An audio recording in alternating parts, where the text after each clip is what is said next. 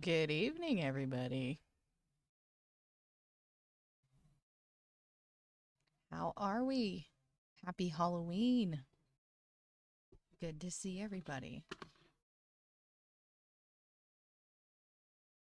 I hope everybody's evening is going splendid. Thank you. You like that?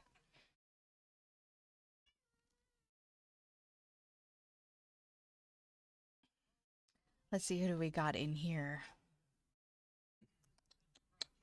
We've got Mills and Rott and Weston and Casey and K-Priz.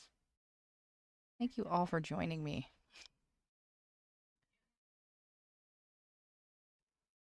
Sorry that I am a little late. We were trick-or-treating and having a good time. Hey, Chrissy, thank you for joining us. Happy Halloween. It was fun. We went to a really cool trunk or treat at one of our local churches. They like to do a bunch of Halloween blow-ups on the inside of the building and stuff like that. It was really cool. And we went classic trick-or-treating around some neighborhoods. Pretty good night. We got a decent haul.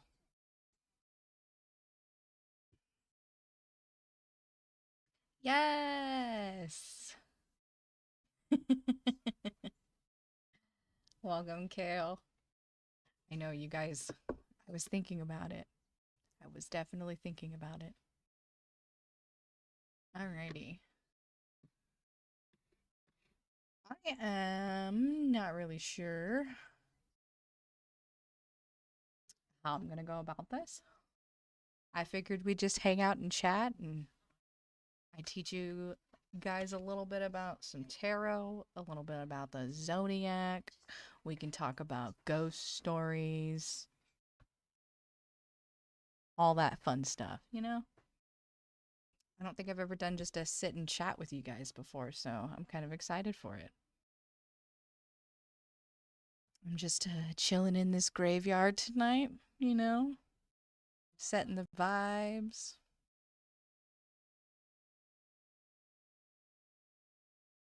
Thank you for all the Halloween emojis. I love that. I feel like the ghost is one of my favorites.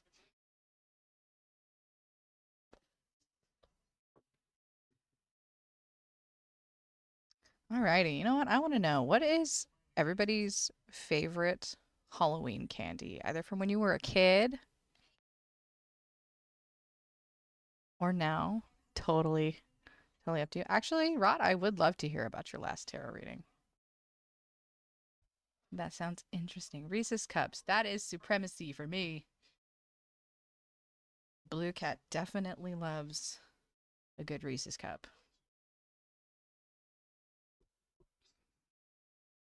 I love all natural, like crunchy peanut butter. That shit's OG. Whoa, why did I scoot back all of a sudden? Goodness. Hold up.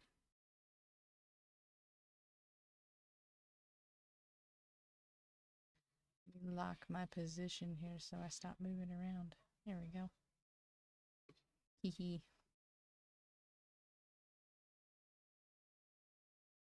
Ace of Pentacles, the Hermit reversed, and Six of Cups.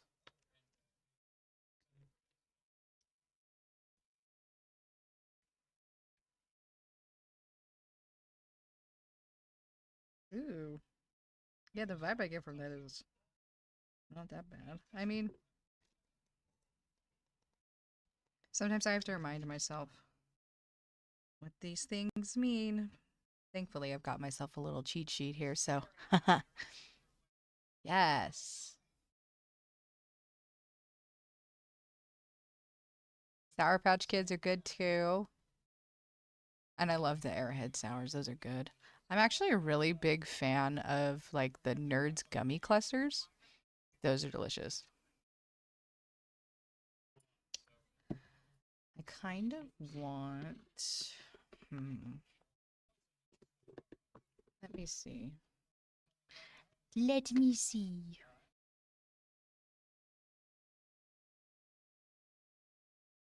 Because I kind of want some like. Some like spooky music for the background so we don't really have some like dead space. You know what I mean? Ooh, here we go.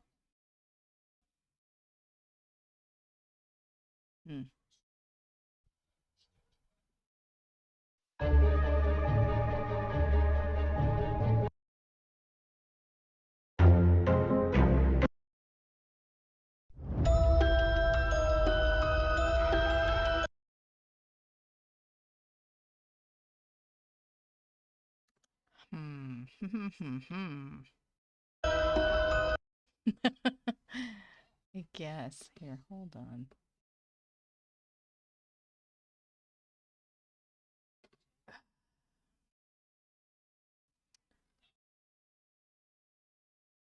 I'm not sure. Let me see.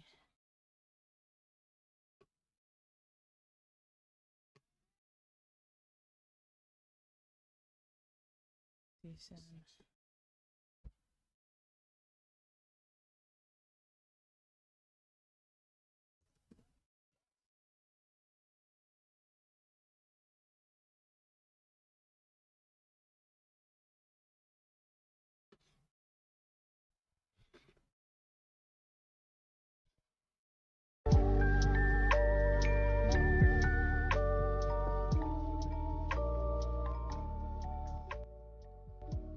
Do we hear anything, guys? Let me know if you hear anything.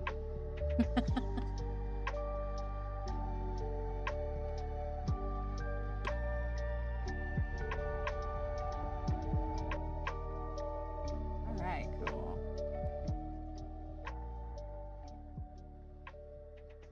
Just make it a little bit of some ambiance, you know? You know what? My kid actually really loves Hershey's candy. I don't know. I don't understand it either, but he really does.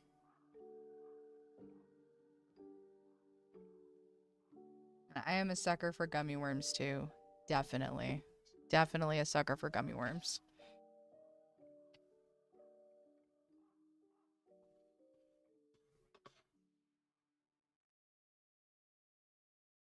Alrighty.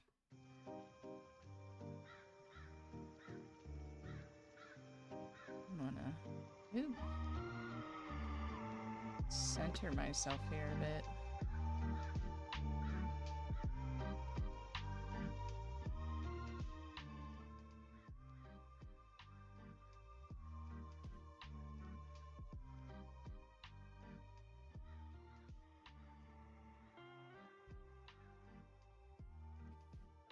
You love Starburst jelly beans? Yum. I went to the Jelly Belly factory as a kid. That was pretty fun. Though I was terrified of the person dressed as a giant jelly bean. I don't really do well with, like, mascots.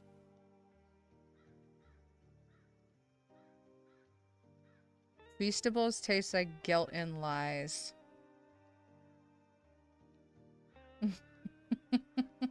Who's eating candy corn? That's what I'm saying. Who is eating candy corn?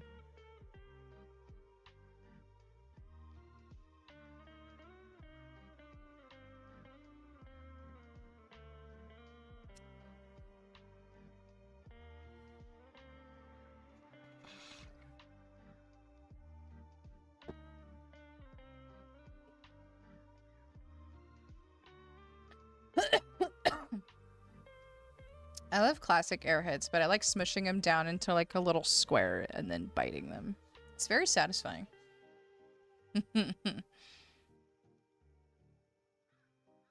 Candy corn is absolutely disgusting. I do wholeheartedly agree with you on that one. Sour Patch straws. Definitely. That is fire for sure.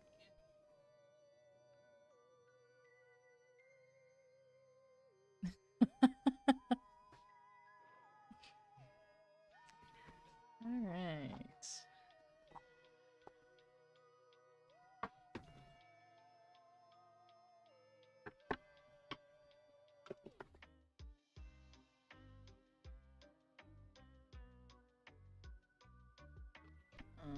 Let's see.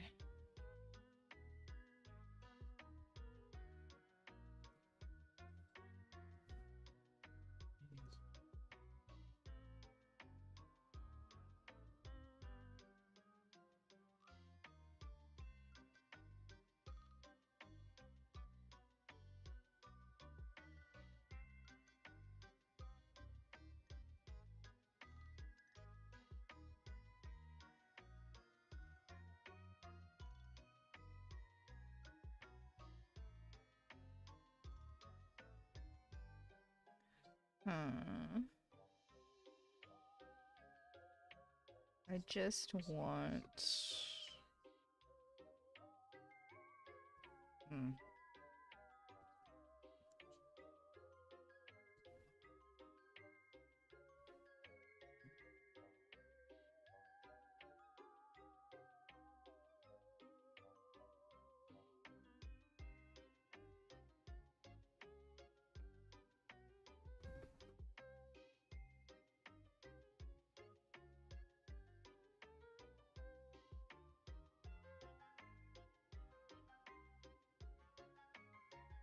This is not what I'm looking for. I'm trying to see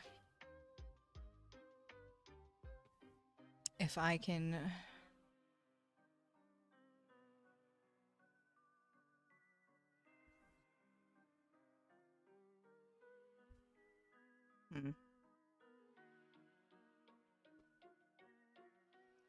I'm annoyed. I can't find what I was looking for. I had some resources here that were supposed to help me. Let me see. I must have hidden them on the computer somewhere. No. No.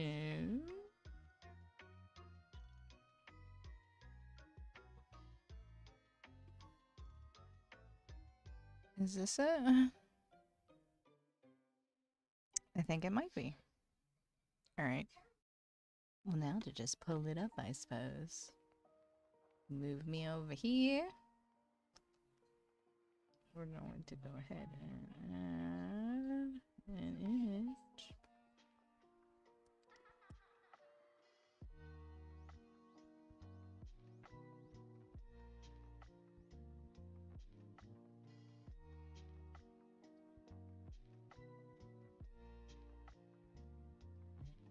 Ah, look at that. Beautiful.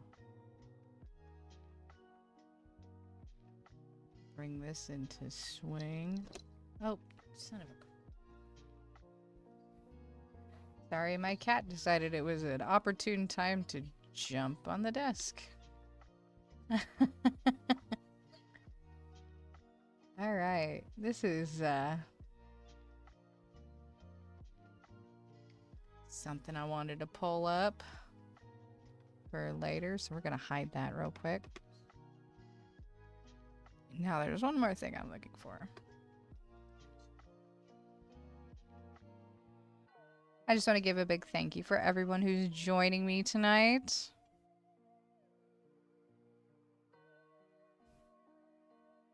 I always appreciate it.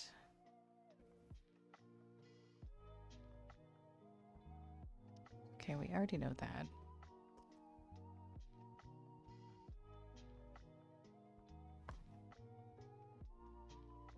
All these nuts.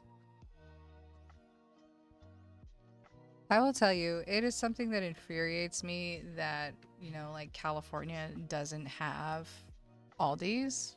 At least in my area, we don't. And I'm not sure it's even in California at all.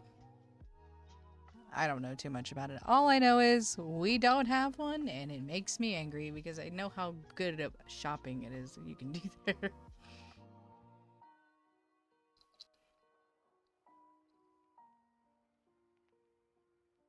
Red licorice is your dirty little secret. It's okay to like it. You thought it was only in Cali? I thought it was a Midwest thing. Yeah, we have Trader Joe's.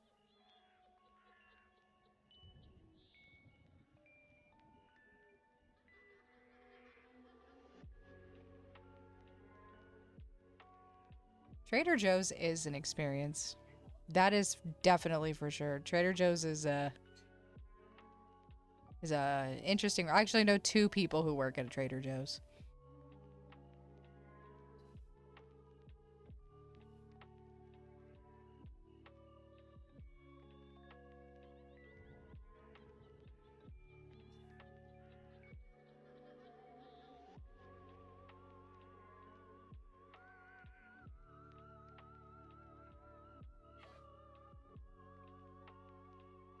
I like butterscotch. And like the Not Your Dad's root beer barrels, those are awesome. I don't even know if you can find those anymore.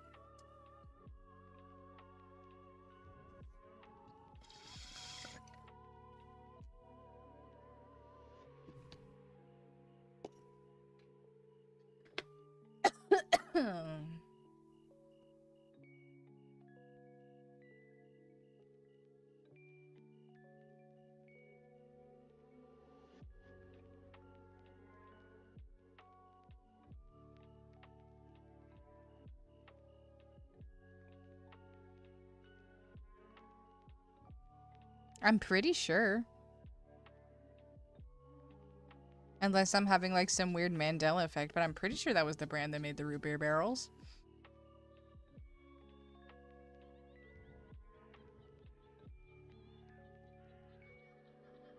Dr. Pepper jelly beans?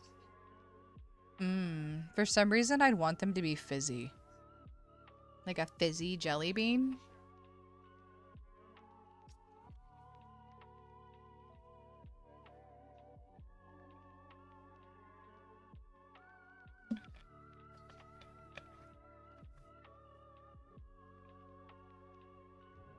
I like to mix the buttered popcorn jelly beans with a blueberry jelly bean, and it makes it taste like a blueberry muffin.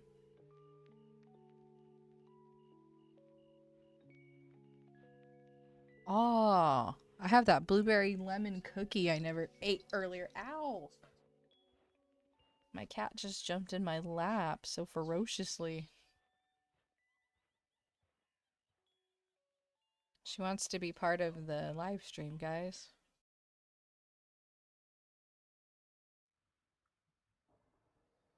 Ooh, toasted marshmallow? Mmm. Now you're talking my language.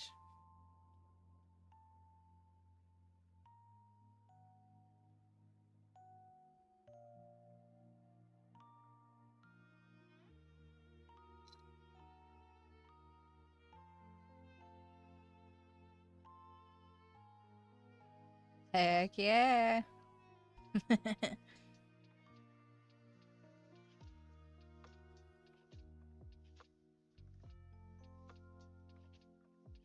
All right, if you know your astrological sign, shoot it in the chat for me. I want to see what kind of crazies I'm dealing with up in here. So if you know your zodiac sign, drop it in the chat.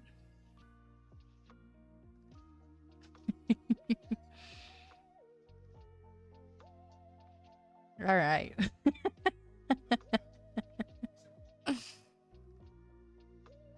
Nice. Nice. All right. Chrissy, you being an Aries somehow fits. You seem like you have that fiery energy about you.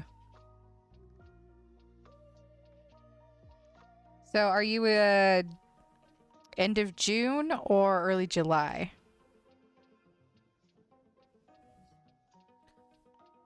Water signs are very misunderstood. Okay. Weston, what month and day were you born in?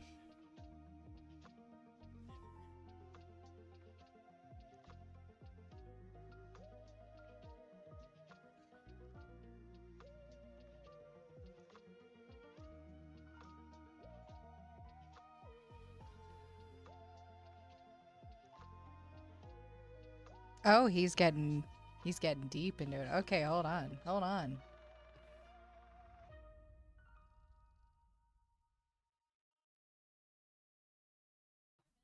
October 17th. Ah.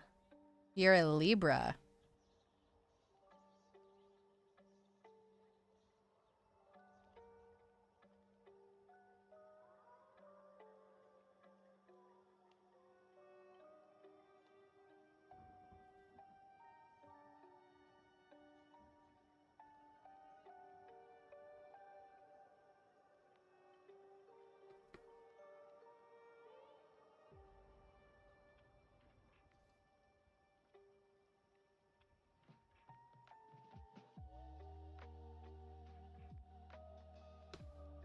Just turned 19. Oh yeah, that's right. You did just have a birthday.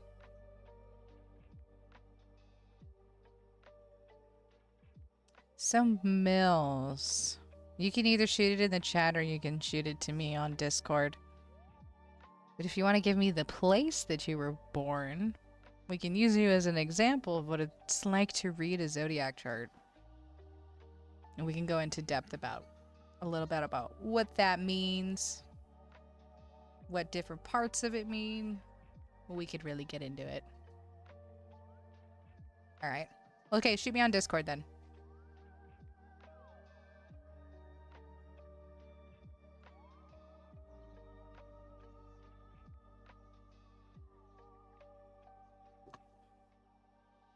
Yes, I did. I do have yours saved.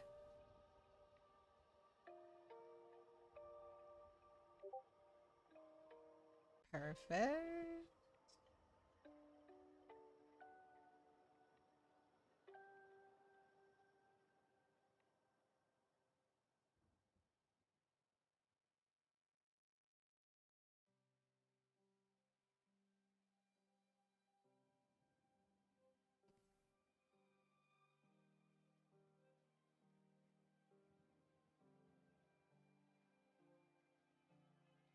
All right, give me just a moment. I'm going to save yours, Chrissy.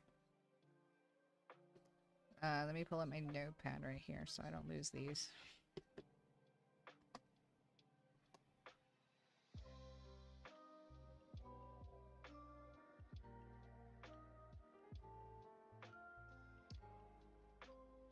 Oh, I was saying, Weston, you're a Libra.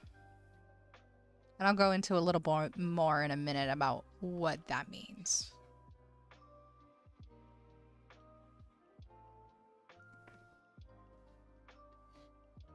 And then we got Elena's.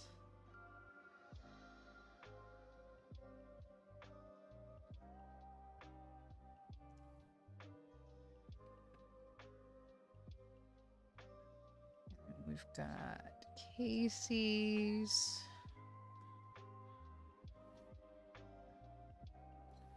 All right.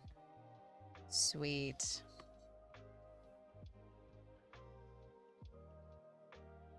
All right.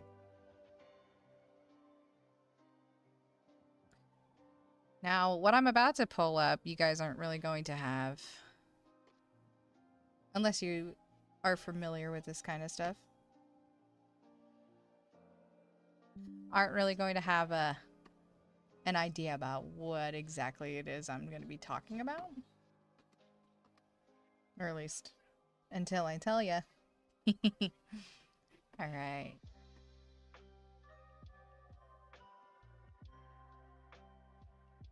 Lots of March babies and February babies. Look at all that.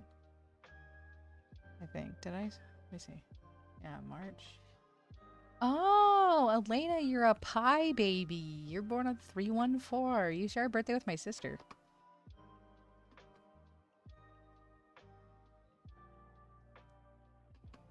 I don't remember. Hold on, let me look.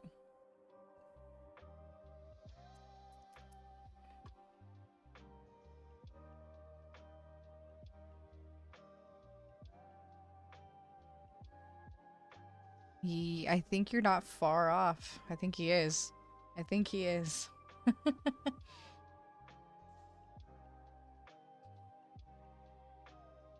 He's at least 70. At a very minimum. Alright, hold on here. We're going to add an image.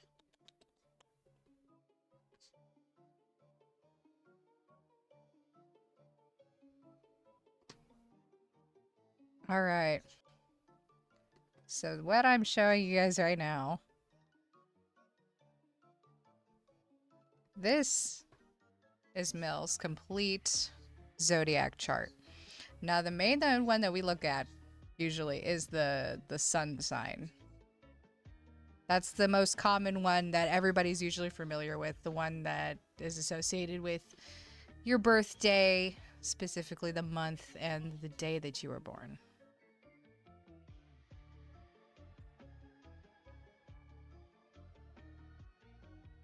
You and me, Mills, we are a month apart.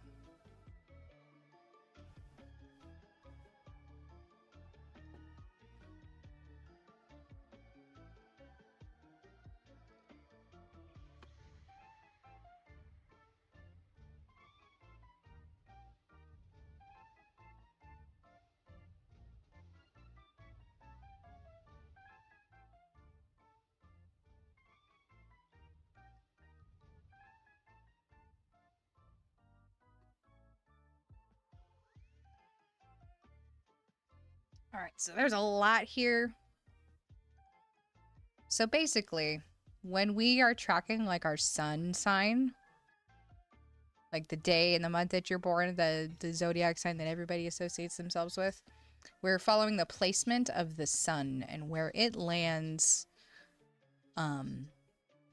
within the constellations. So that means that the time that you were born at, Mills was born when the sun was closest to the Cancer constellation. And so that being said, every single one of the planets where it's placed at the time you are born at also fall into your overall chart.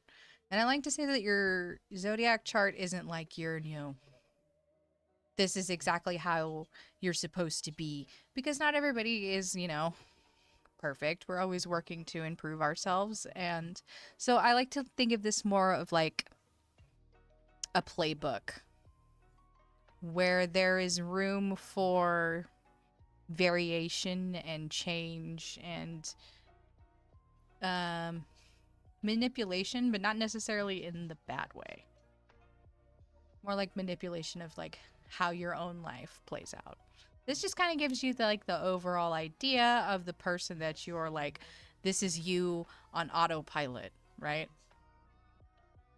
And then when we do all that self-work, we change maybe the not so good things that happen to us when we're like on that autopilot mode, right? Chinese astrology is really cool.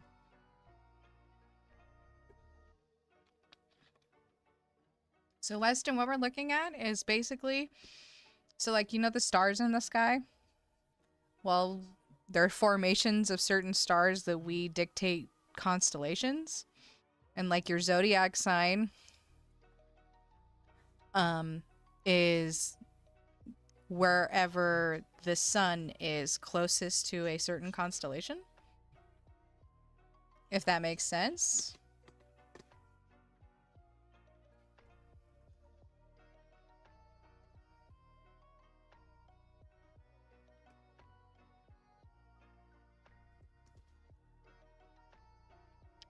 So what we're looking at is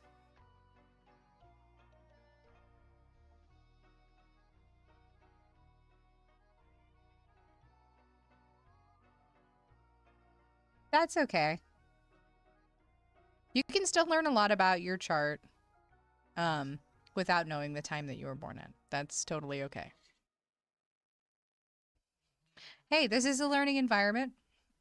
I grew up a Christian too, so like I totally understand where people may be a little bit apprehensive, but I'm just using what is a science that's been used for thousands and thousands of years. You know, our ancestors all tracked the stars and kind of guided their life using the stars before, you know, religion became a certain, like, had a certain different standard to it. You know, things develop over time. Same with like fashion trends and the music that you listen to. Things develop over time and they change. So this is just a really, really old way of, you know, tracking the universe, essentially. There's nothing scary or bad about it. It's all just, you know, if you want to look at it like, hey, God put the stars there for us to look at. So you know, they can be open for interpretation as to what we choose to learn from them.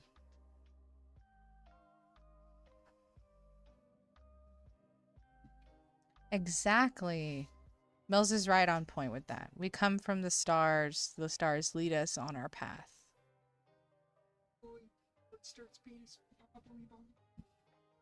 The fuck's wrong with you?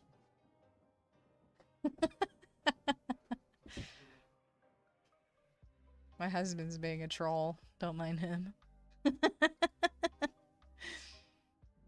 Yes, the world is a vibration. You know, and when people want to, you know, kind of thump on what I do or like try to discredit it, I simply like to state the fact, like, hey, the moon affects the tides, right? How our oceans move back and forth along the shorelines, that's all because of the moon and its gravitational pull. Well, you know, humans, we're like 40-50% water, you know? So why wouldn't the moon have that same kind of effect on us if it affects water all over our planet, right?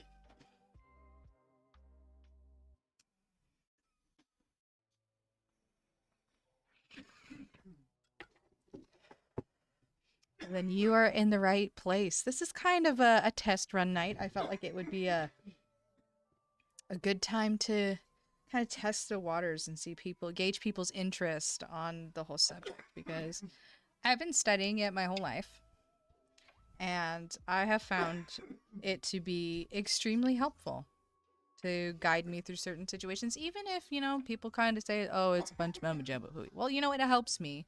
And if it's not hurting anybody else, then let me feel free to believe what I believe, right? We're not hurting anybody here. Nor have I had any complaints in the past about people that I've read tarot for or, you know, have taught about this stuff. They always seem to find it very helpful. And that's all I want to do. All I want to do is spread knowledge and help people to know themselves better, you know? Because I feel like when we know ourselves better, then we can take on the world better.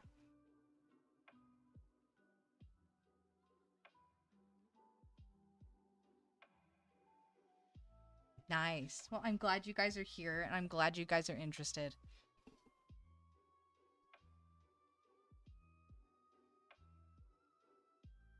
Yes, and the thing, water also holds memory, which is a really interesting concept in and of itself, and maybe one day we'll get to that subject. We can delve into all of the obscure, if that's what you guys are into. Because not only do I know a lot about astrology and science and stuff like that, I know a lot about the history that they don't teach you in school. And we can even talk about conspiracy theories if you want. That's something I love talking about. Because you know what? If you don't question the world around you and you lead life blindingly, then I feel like you kind of defeat the purpose of being human. You know what I mean?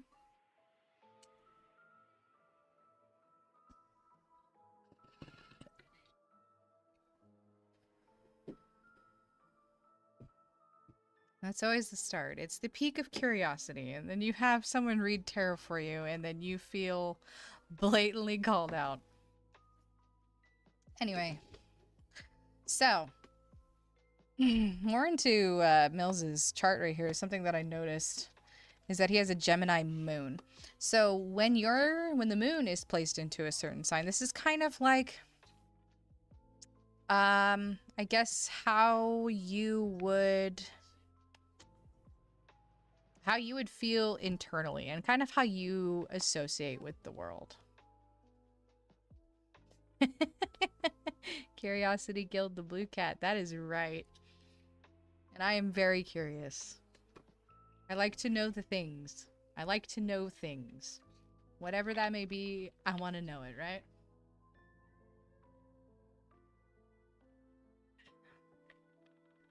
So your moon sign is in Gemini. And to let you guys all know, I'm going to let you in on a secret. Because we get bad rap. I am a Gemini. And it piques my curiosity because just of how Mills is as a person, it makes total sense why him outwardly socially would be his moon sign in Gemini. And I'm going to go into a little bit about what that means exactly.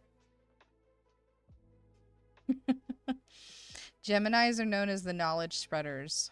We like to learn all of the things and then tell all of the things.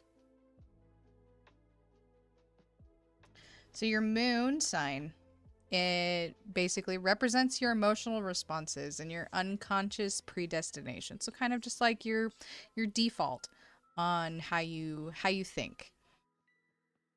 And kind of like your own self-image, how you feel about yourself. It represents our emotions, and the moon sign shows how a person expresses themselves when at home, at ease, you know, when you can take the mask off and kind of just be you. And that makes sense because Mills is a relatively goofy guy. Geminis are very goofy. They definitely love to be the jokesters.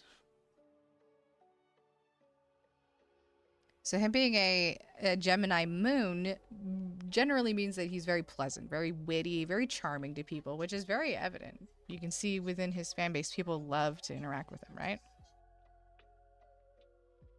However, because of the way karmic balance works, we always have the positive and the negative balancing each other out, right? So with that being said, when the mask gets dropped, you know, there's a potential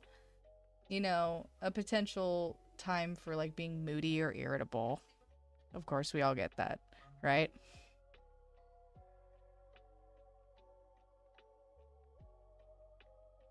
Another thing that's kind of the negative aspect that a moon in Gemini would deal with is something like feeling like restlessness, always needing to, they set goals for themselves and then they're always wanting to surpass those goals and then set new goals and surpass those goals. And there's just this always constant need for keep going, especially when they're on a roll with something. There is always just that internal push of like, I gotta keep going. I can't stop. I gotta keep going,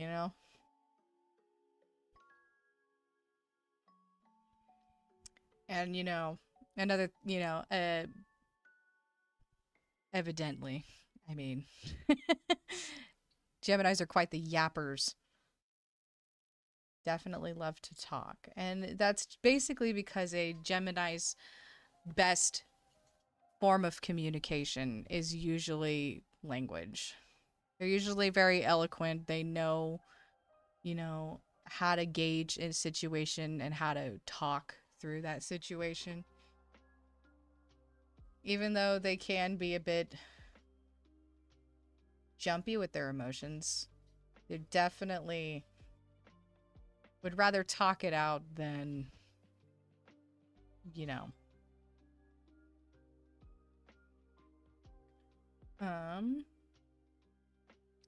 Just kind of glazing over this chart a little bit more. I see a lot of Cancer placement and a lot of Capricorn. Pay attention to this second column over here towards the top where it says 1 ASC. So like your rule of thumb, if you ever want to just like tell people, hey, this is like my overall, like here's who I am, you're going to want to mention your sun sign, your moon sign, and this ASC, which stands for ascending, your ascending sign, or a lot of people refer to it as your rising sign. So with that being said, he's got a sun in Cancer, a moon in Gemini, and a Capricorn ascending, which is very interesting because we have a Cancer. Cancers are very emotional. I don't like to say it, but they are kind of the babies of the zodiac. They are, you know, the tread lightly. They're sensitive, and not in like the, you know, everything gets to them kind of thing. More of like they're just sensitive to other people's emotions and they care about how other people feel. And so they try to tread lightly with how they, you know, they talk with people, how they engage with people. They're very, very concerned about everybody else's emotional stability. And they always want to make sure everybody's okay. What's up, Weston? And yes, Chrissy, we'll do you next.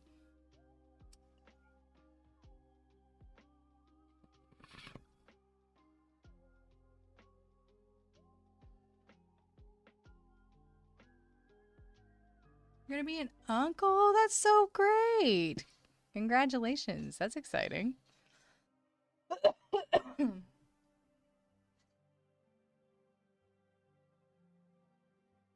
So what's interesting about this, we've got the Cancer sun. So we've got this like emotional baby. And then you've got your Gemini moon, the goofster, the spreader of knowledge, the voice of reason. And then we've got this Capricorn rising. So Capricorn is how everybody else around views you, like how other people interpret you based on first impressions. And something about Capricorns that is to be admired is that they are very smart. They are very determined.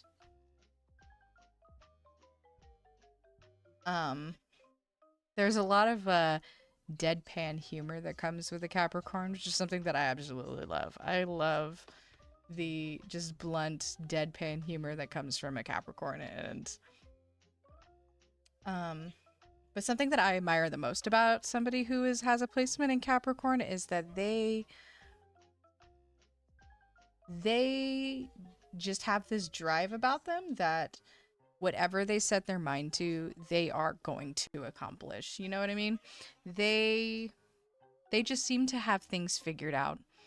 And it's something that I wish I possessed, because sometimes, you know, they're the kind of people who will always have life laid out. They know exactly what their plan is, how they're going to execute it, and they're going to.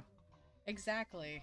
Mills Road to 100K. He's already got that manifestation right there.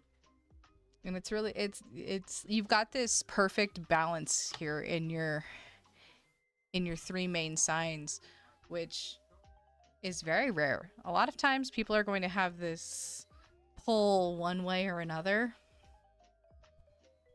And I love when I see interesting charts like this. This makes me giddy inside, because it not only does it help me get to know you guys a little bit better by reading these, I dated a Capricorn, felt like a business agreement. That's what I mean. They're the entrepreneurs of the world. They are the, like, they know what they want and they're not going to take anything less than that. And it's interesting. And I love to see these kinds of things. I love getting to know you guys a little bit better through reading your charts. I did tell Chrissy I would do her. I put it in order of who submitted them. Okay, so I've got Chrissy and then I've got Elena. So while I curate that, pull that up. Yeah. Now that, and you know, I just want to mainly talk about like the 3 main signs tonight, and then as we continue on with these types of streams, we'll get into more of what the different planets mean, right? So with that being said, I will send these to you guys if you like. That way you can just have it for reference when we come back and talk about these things, and you can pull up your own chart and be like, okay, hey, we're talking about our Mercury placement, and you'll already know. And we can go through what each sign in that specific planet placement means. Alrighty, moving on, I'm going to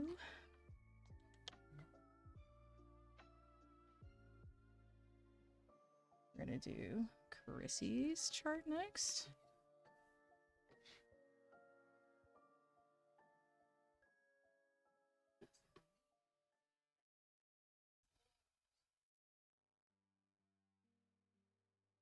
And Chrissy, this is totally up to you if you would like to put in the chat the city and state you were born in. I don't need anything more specific than just the city. Just the city where you were born. It helps with your Anaheim. Perfect. All right, let me get our little ball of fire, Chrissy.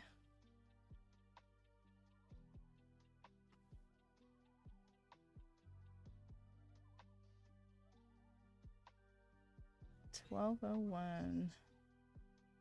In fact, my son was born at 12:04 p.m. That's cool. Anna. Perfect. All right.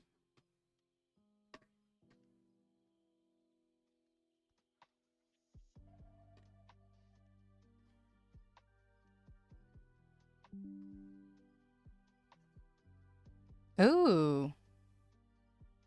Ooh. All right, hold on.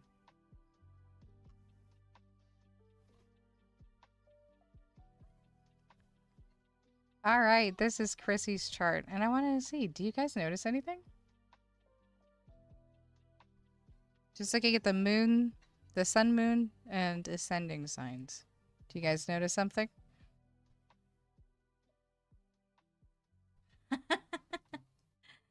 We have an interesting flop here.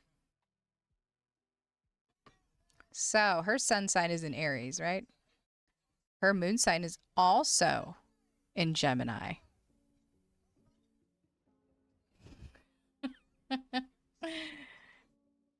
And then her ascending is Cancer. So we have a little bit of an interesting twist. So we're working with the same signs here, but in different placements. And that heavily changes the implication of what those signs mean. This is why this takes such a long time to learn, guys, because even such a small variation here. I do see a lot of Capricorn, a lot of Pisces. You're fairly well balanced, I will say that. Because you are, even though you are a sun sign, which is a fire sign, you are balanced out by these water and earth signs. And even and then these 2 air signs. Yeah, you're pretty well balanced here, Chrissy. Though I do see a Aquarius in your Lilith, which is interesting, but we'll get to that someday. Alrighty. So when you are a Sun in Aries, our Aries people are very direct. They're very straightforward, very uncomplicated.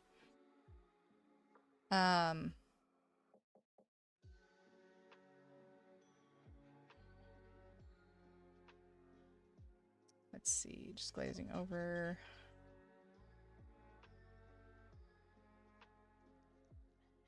They're the type of people who really like to have things going on, you know? Like, they're happiest when their life is moving forward and in the direction that they want it to. They're very childlike and quite charming. They always have this youthful sense to them. And like I said about that karmic balance, with that comes this sense of impulsiveness and kind of just this like provoking nature. Like, they always just like to, you know, maybe tease or kind of like stir the pot, just because, you know, Aries tend to get bored when things aren't, when there's like a stagnant, stale environment, right? And they like to just kind of ruffle the feathers a bit. They like to ruffle the feathers a bit, and because it's exciting. It gets their adrenaline going. It fuels the fire, and they really, really enjoy, and it's not always ill-willed either. It's just more of less because they just want some action. It's no hard feelings, right?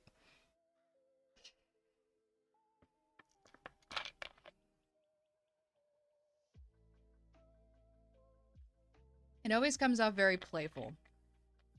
However, I will say Aries are a force to be reckoned with. They're not somebody you want to anger. Not that they'll do anything necessarily harmful to you. They are just very stubborn. And when they set their mind about something, they're pretty firm in that belief. They're kind of like, oh, if you do me dirty, like, good luck ever doing me dirty again. I won't even think about you.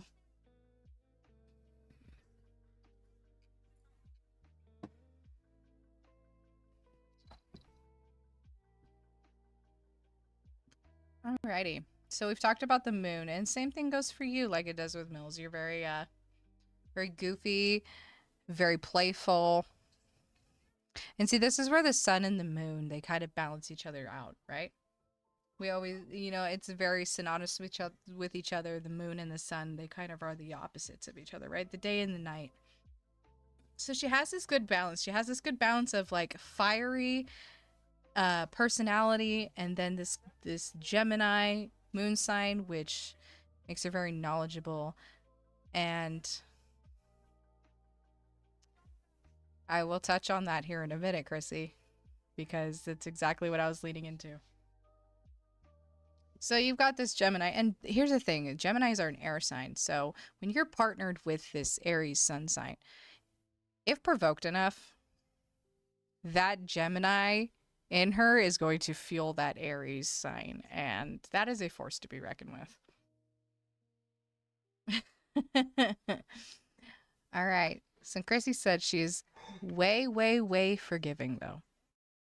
And so where that comes from, Chrissy, is your ascending sign here. Up on the top left here.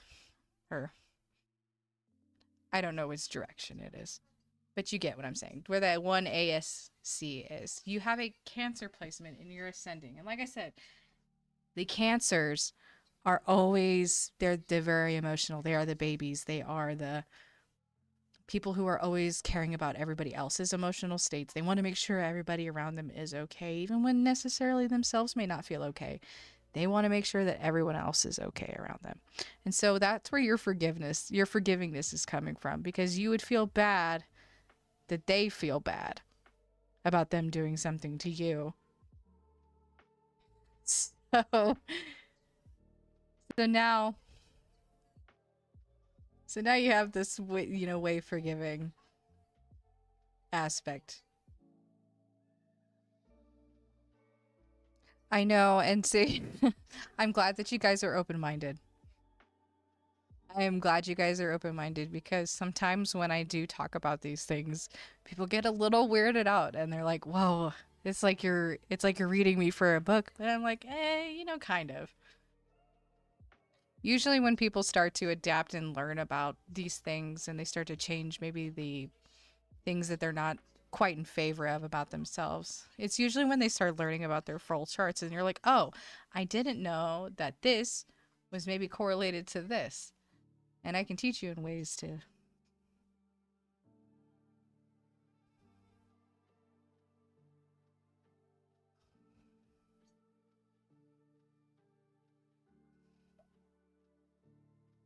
Well, I'm glad.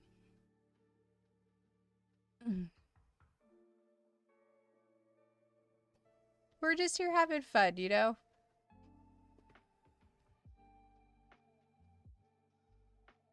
You know, if one of you guys was a preacher and you wanted to sit here and talk to me about religion, I would gladly listen. I would gladly listen because you know what? An open ear is something that you can use anywhere you go. Sometimes people just want to be heard, you know? Whatever that may be. Yes, yours will be interesting. All right.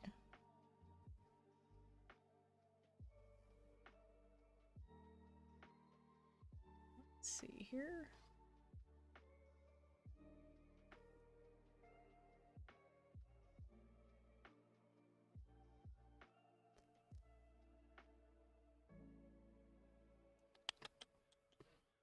That's right.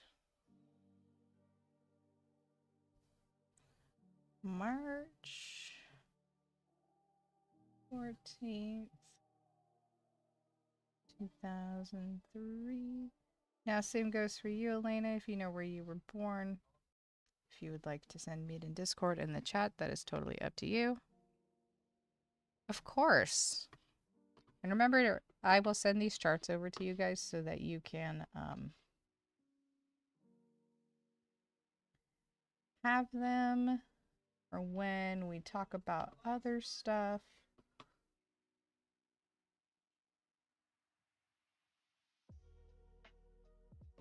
I think it's just important to have, you know.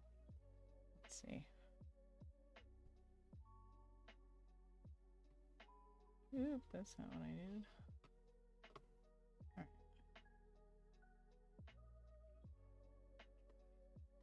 Oh, wow, you guys were born in the same place. How cute.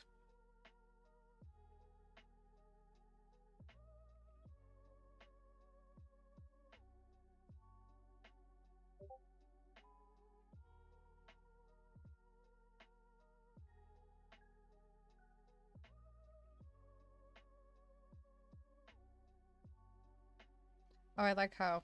All right, yes, I'll take a look at that in a little bit, Kale. All right.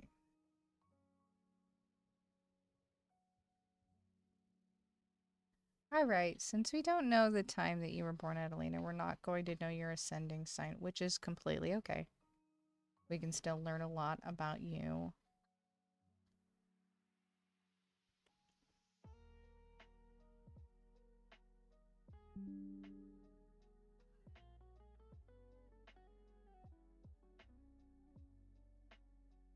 Hello. Thank you for joining us.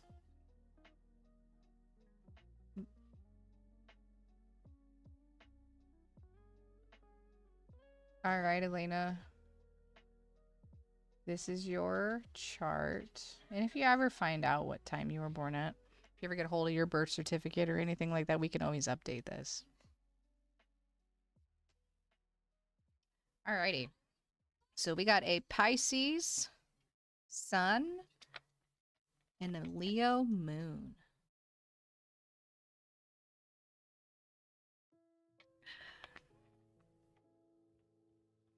I'm gonna boil some eggs.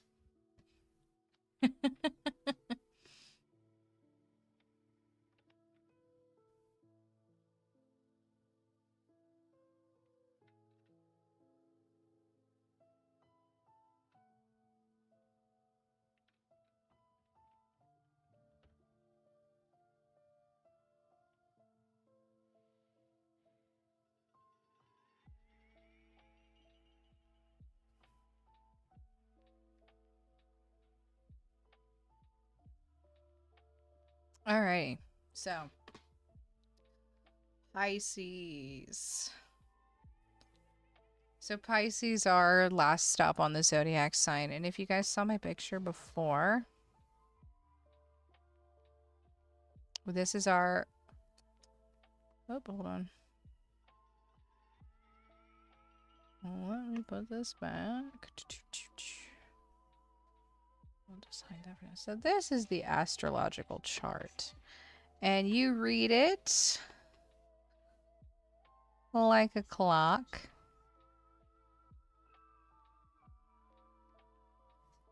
Where's Pisces? Yes. Okay, so you start with Pisces.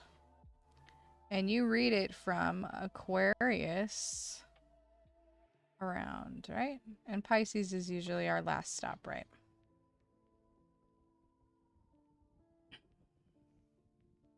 So this kind of just overlays like the basics of what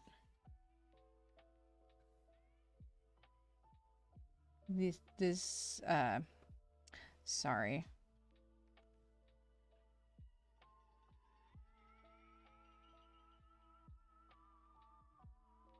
Oh no, you're fine. Yeah, I did.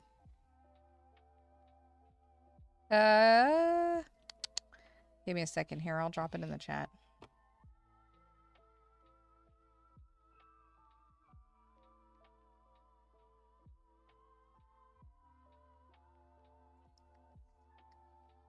Where are you? Hold on.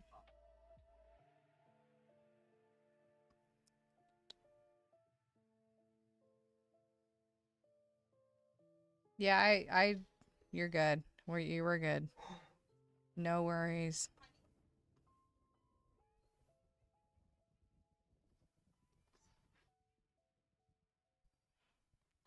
There you are. There, you should have a friend request from me now. You can send it over. Anyway. So this just shows the masculine and feminine energies of each sign and what months those signs fall into. Fun little thing, you know. All right. Anyway, this is Elena's chart here. So, a Pisces. I love Pisces. Pisces are very fun people.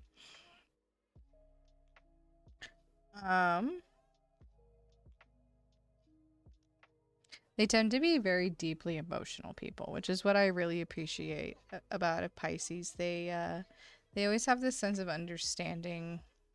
They're the kind of people you can go to with your problems. And they're like they're definitely the shoulder to lean on. They're very comforting people, very attuned to humanity, I think. They're always concerned about like social justice and you know, like caring about the way things are in the world, like environment and how people live and like that kind of thing. You know, there's just like this deep like compassion for the human race that comes with Pisces. They're the kind of people that try to lead life with like a water off a duck's back feeling. They try not to let words get to them. That's not to say that they don't. Sometimes they do get their emotions do get the best of them, but for the most part they try they try to carry on, you know, they keep calm and carry on type people. They also have this remarkable sense of intuition, which I find to be fascinating. They always have like this sense of like knowing when something's gonna happen, whether that's good or bad. They're always like have this like sense of preparedness. They're also very creative. They always seem to have these very interesting ideas. And you know, speaking of that karmic balance again, not to say that they are always the best at completing their goals or completing their ideas, but they are certainly chock full of them, which I do love that type of energy.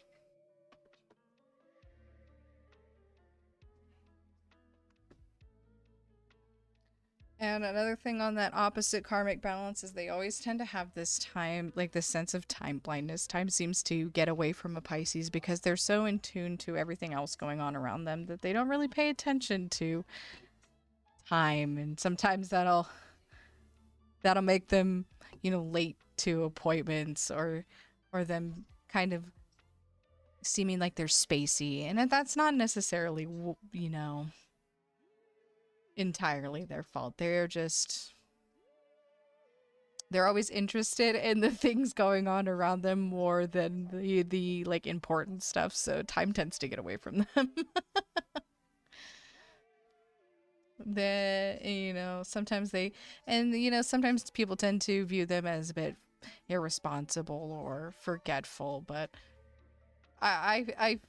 it's one of those, those traits that you can learn with over time.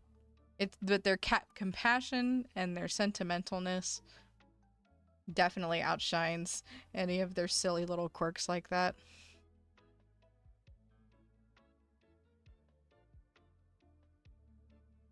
They always I like their boisterous take on life. Even if sometimes it's with a little bit of naivety, they definitely are like, yes, I can do this. Don't know how I'm gonna do it, but I'm gonna do it. And I love that about them. But then you have this Leo moon. Now, Leo is a very strong sign in the zodiac. They are very...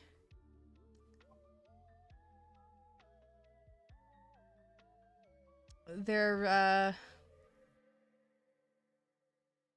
I guess, they like to be the center of attention. Then they're also, yes, they're extremely loyal.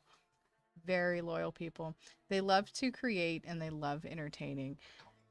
But my favorite thing about a Leo is they just have this deep passion for love. They are the lovers. They love deeply and largely and to as many of their friends and family. They're usually great partners to be with. They love to show their love in many different kinds of ways. They love to express their love languages.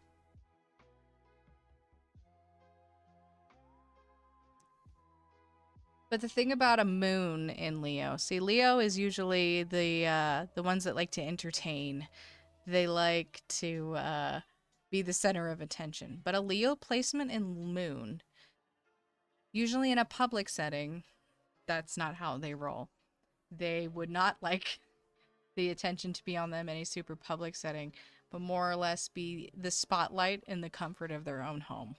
So, they love to be the center of their partner's worlds. They love to be, the rock in that family unit, the one that's, the one that brings the house together.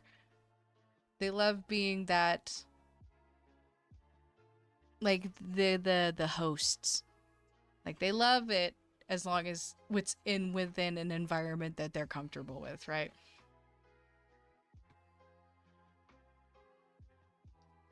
Though on it, circling back to karma balance with a Leo and moon, they can be a little dramatic when it comes to their emotional displays. And in that sense, they, sometimes little things tend to get maybe, a little embellished, in a sense that, like, they turn a small thing into, a bigger deal than it maybe needed to be. Like, maybe... See, that's funny, They are the drama queens. Not that they cause the drama, they are just like the, oh my god, I can't believe this is happening, this is the worst day ever type people. I find it to be funny. because I know they're not serious. It just, they feel in that moment that the world is coming down on them, even though they are a bit realistic in the sense that they know it's not.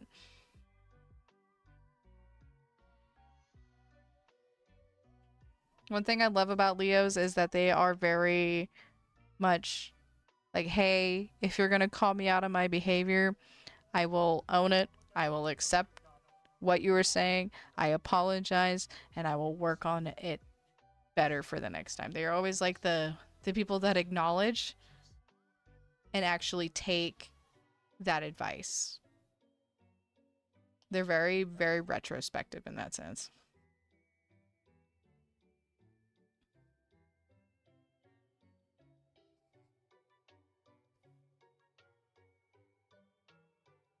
Something about a Leo too, especially in the moon placement, is they're very very selective of their pack. They usually have like a couple good friends, and that's about it. You know, they are very selective on who they choose to share in their, you know, their life with. And if they choose to share their life with you, consider it a blessing, because they could be putting their time to other things, but they're choosing to give it to you, and that's something to be admired. It means there's something about you that they find interesting.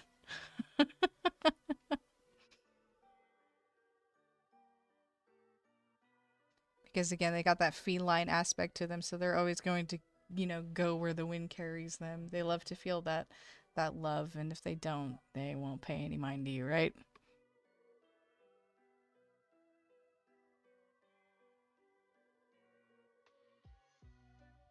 I love this. This is so fun.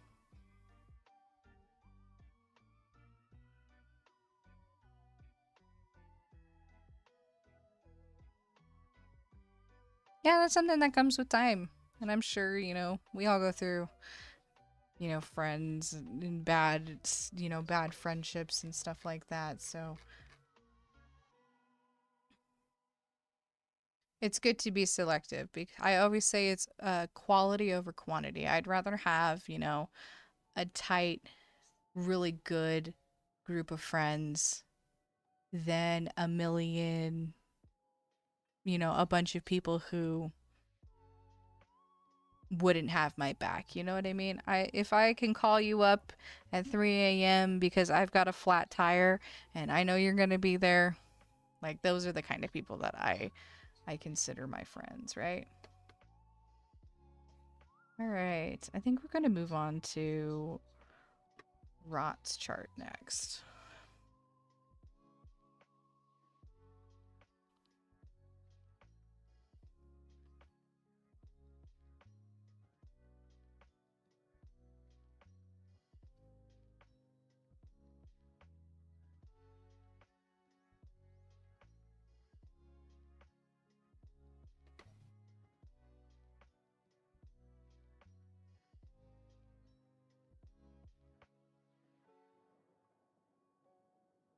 Got a lot of afternoon kids. Kids born in the afternoon.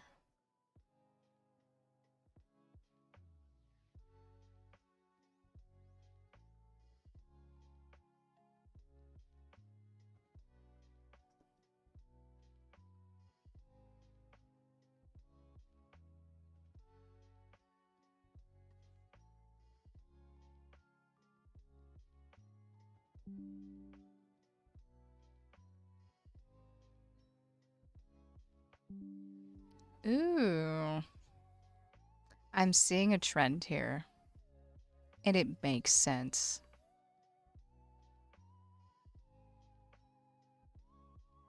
You guys will find this interesting. All right, we've got Rot's chart right here.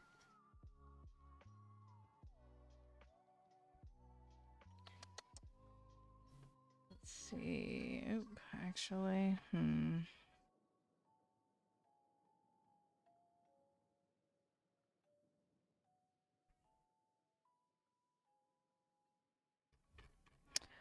One moment here while you guys mull that over.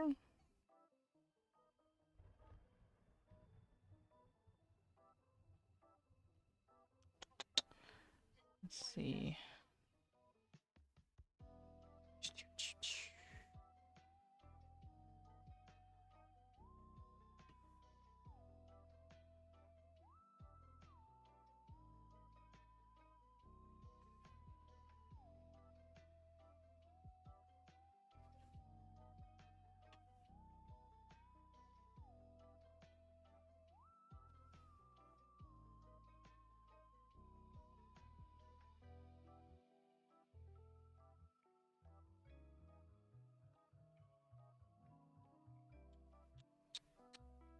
Give me a second here. I'm trying to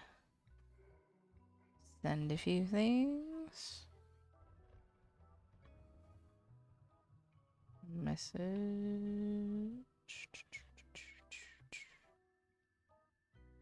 Beautiful.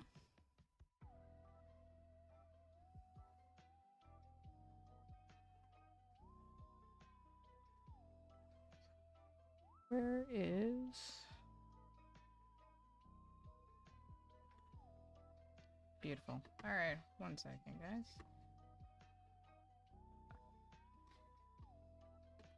We'll get to talking about Rot's chart here in a second.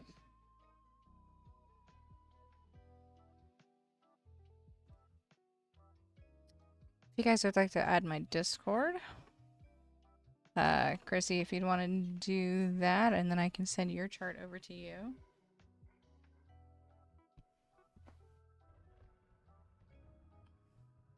Let's see. A little bit.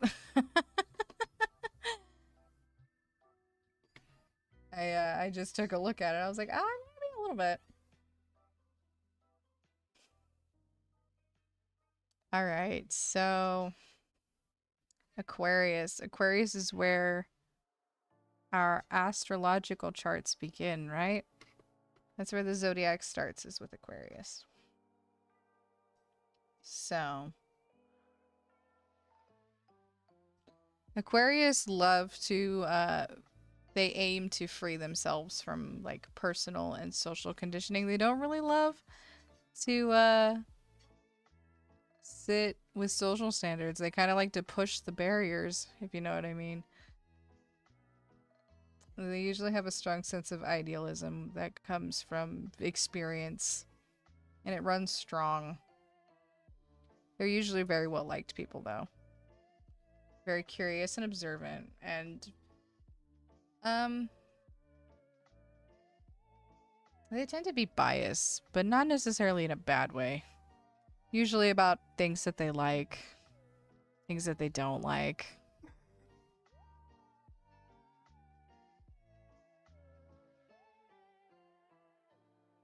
They're usually very progressive, but at the same time, they're very rebellious by nature. They have like a very, a boisterous attitude about them. They kind of lead life head first, think later.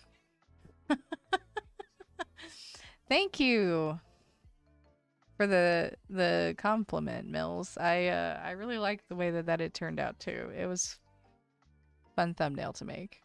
This whole thing has been fun. I love the little hat I'm wearing and all that stuff. It's fun. The Halloween music. It's definitely fun.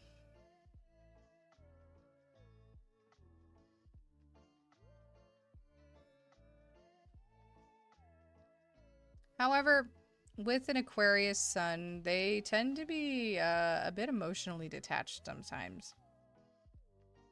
And I think that comes from how like, they're kind of hypersensitive, but they come off as very overly detached because they try to hide the fact that they are emotional. How does it hop on? We're talking about maple syrup. Hey man. That is a common topic of discussion.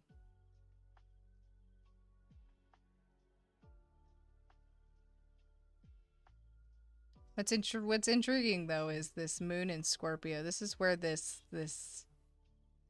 emotional baby on the inside, because not only are Scorpios also very emotional, they also love to hide the fact that they are emotional.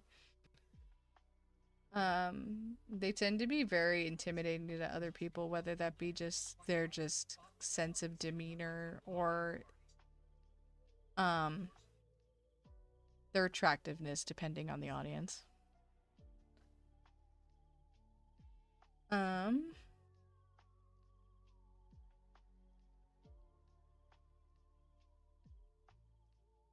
Kind of, you know, the negative karmic balance with that is that they tend to like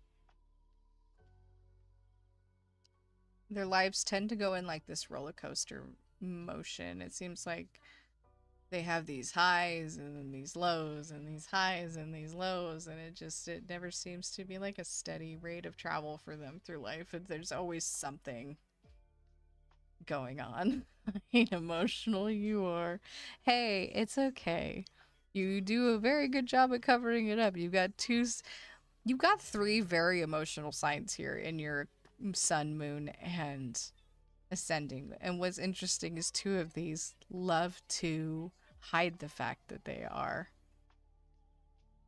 Scorpio, you hurt me, I hurt you 10 times worse. And it's usually like in like, yeah, I would say Scorpios are very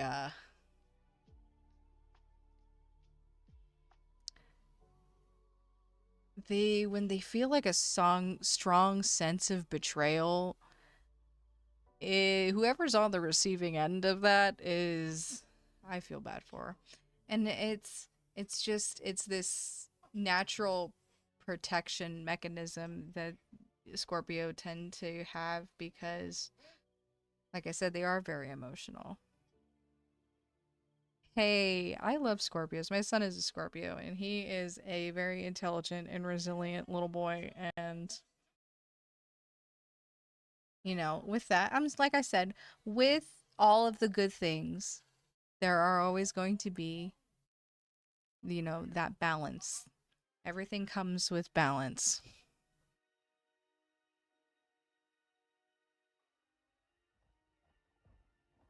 Well, Chrissy, you were an Aries, so that makes sense.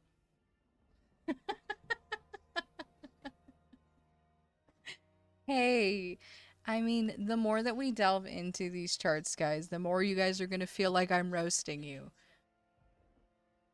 Remember, we have this very parasocial relationship, but this helps me get to know you guys. And we can even pull up my chart and we can roast me a little bit because it's quite funny. But, we're all learning. I'm going to call you guys out, but I'm going to also tell you that it's okay, because with that, I will teach you tools. If we don't necessarily like some of these traits that we have, we can always learn how to work through them. And that's the fun part. That's when we learn how to do like shadow work and all of that.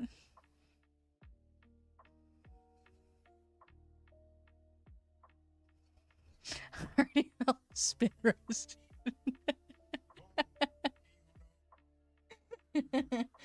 Hey, it's okay. Keep the stream up in case I fall asleep. Of course, yeah, the stream will be here. We're gonna move on to you, Kale, next. After we're done roasting Rot here.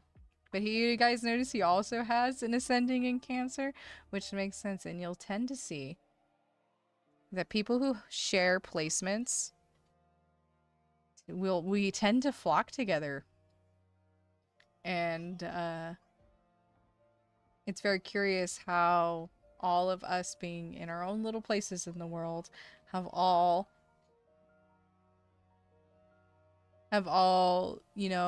intersected with each other at this point in time in history, and we all share these similar characteristics, and it's literally written in the stars. And we could probably even delve more into that and seeing, how, how certain lives cross and, all that stuff. And like those patterns of which, you share these moments in time. If you believe in things like reincarnation, or like, your soul is an everlasting thing and your body is just this, receptacle that you use for a moment. Yeah, go for it. There's no dumb questions here.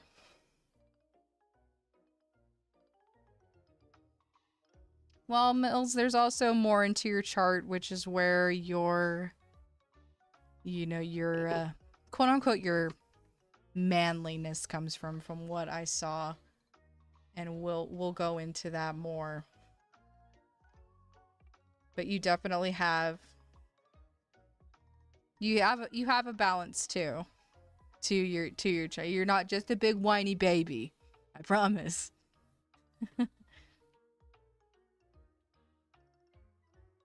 Ah.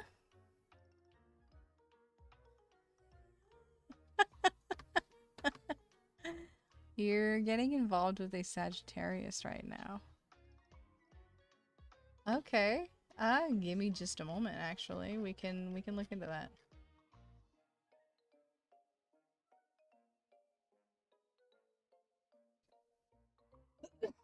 Do you happen to know their birthday? If not, that's totally okay. We can just do a generalization.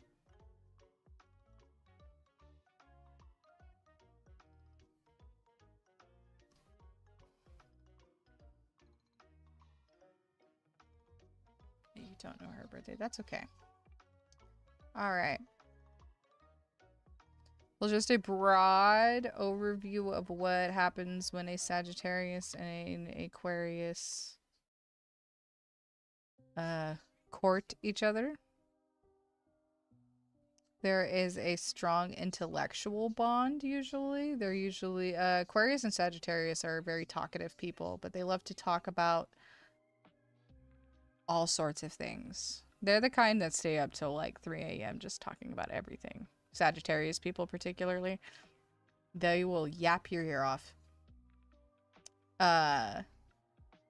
Sagittarius and Geminis usually really go well together as friends because they have this like they balance each other and they're very intellectual people. They also so like a Sagittarius and Aquarius, they both signs value freedom and innovation, so that kind of sense like you won't tie each other down or make you feel like you're not, you know, like you're free and able to do things without feeling like you're going to upset that person. There's also this like playfulness with a side of mischief.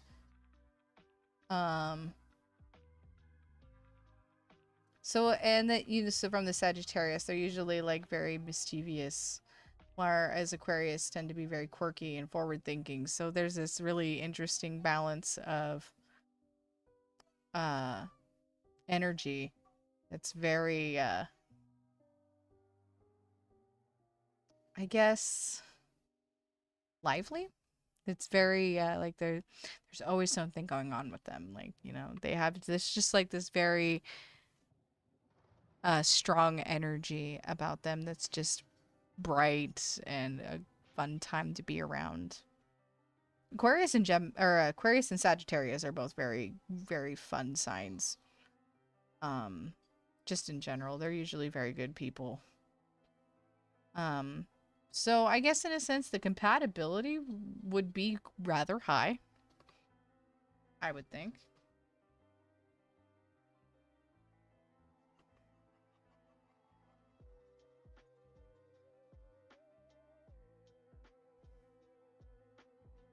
All right.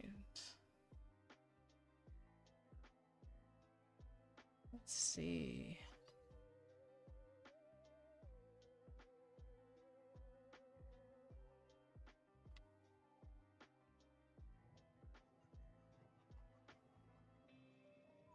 Welcome back, Weston.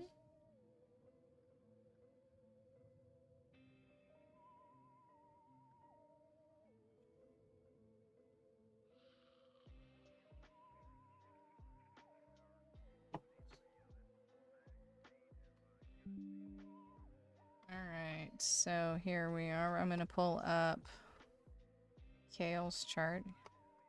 He sent it to me from a... Can I put your Discord link on here? Yeah. Give me just a second, bud.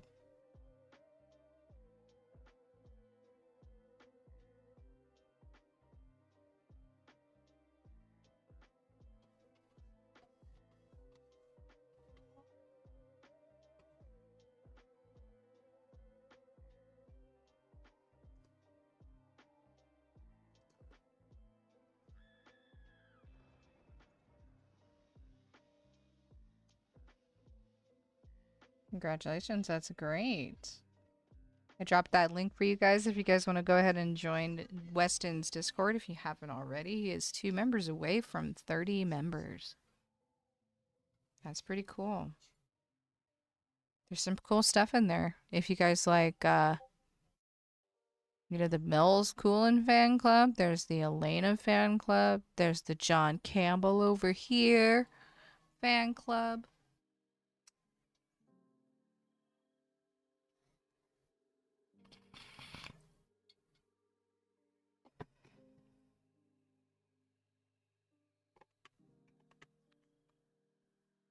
Weston's is a good place to,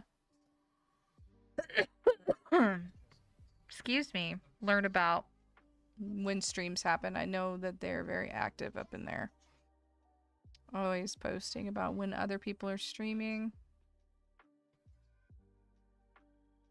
We're now 1 member away. Ooh, look at that. Alright, so guys, we're looking at Kale's chart here. So he is a Sagittarius. Like I said, Sagittarius are very fun people.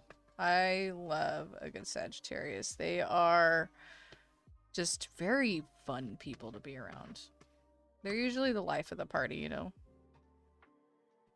But I see he's got this Virgo moon, which means there's this sense of being very reserved.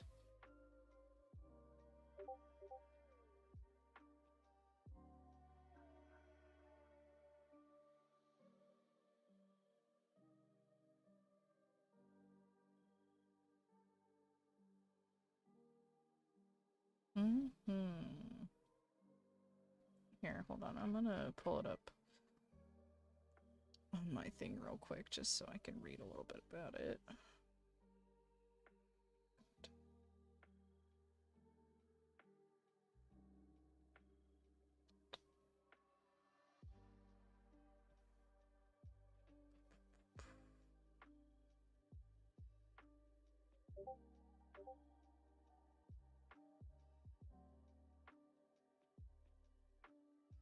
Ooh, what a cool place to be born.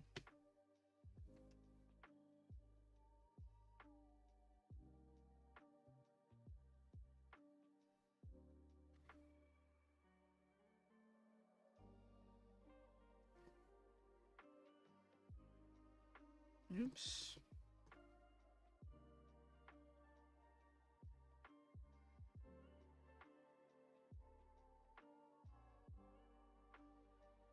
Is that what it said? Hold it. Sure I got all that information correct. Alright.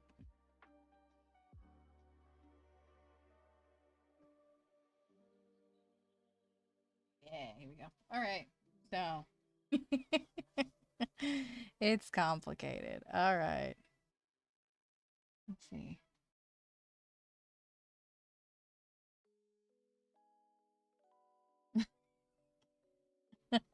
I know Snail's chart very well. Me and him have talked about it extensively.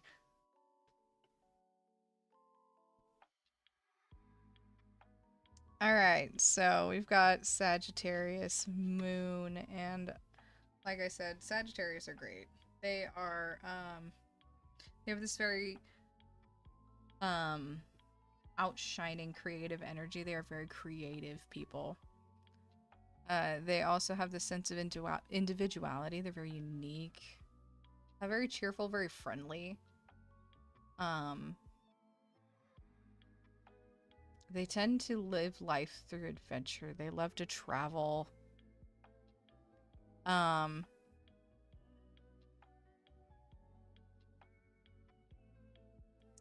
They generally have a quick temper, but they're also ones to forget why they were even angry in the first place. It's usually like a very fleeting feeling. They're like, oh, whatever that was really upset me for a moment, but whatever, move on.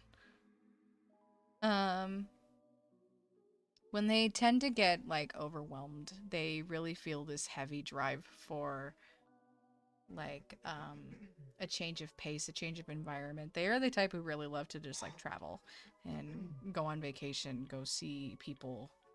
They don't like to stay stagnant in one area for too long. So that need for escape is pretty strong. They're the type of people, like, if given the chance, they would go live in the woods and nobody would ever hear from them again. Except for the select few, because they do need that social interaction. But they're very warm-hearted, very enthusiastic, very independent people too.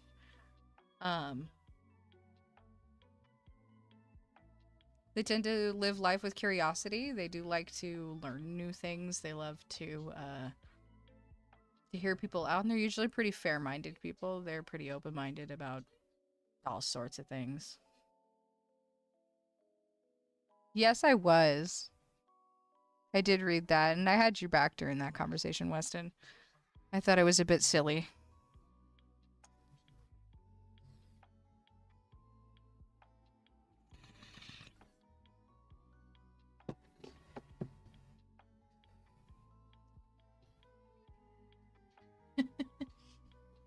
The thing is, they tend to be a bit too adventurous. And they may leave things to chance. They're not the greatest of planners. They tend to just, like, go with the flow. They're like, yeah, I'm gonna do this, and when I get there, I don't know what's gonna happen, but something's gonna happen.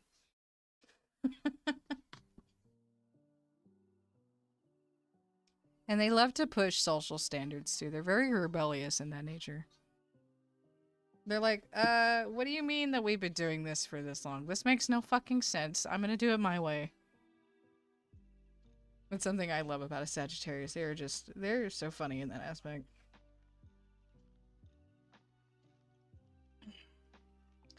But here comes that balance we were talking about. Whereas Sagittarius, them being the horse sign, they tend to, you know, run at things full throttle.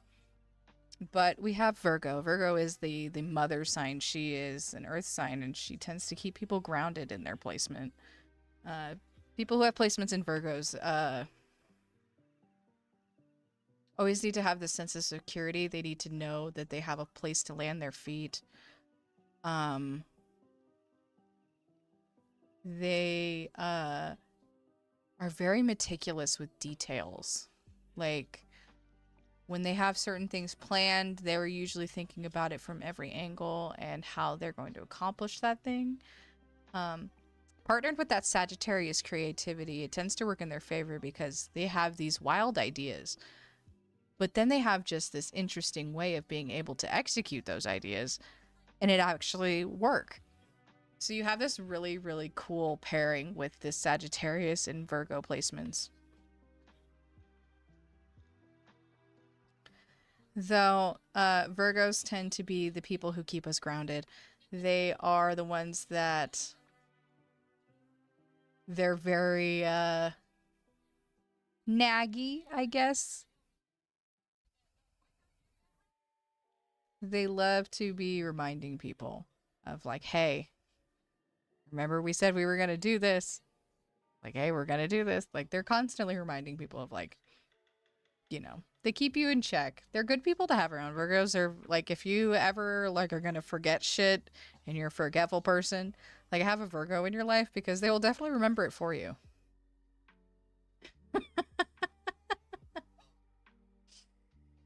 Which is, you know, they got this impeccable recollection of, like, hey, we were supposed to do this.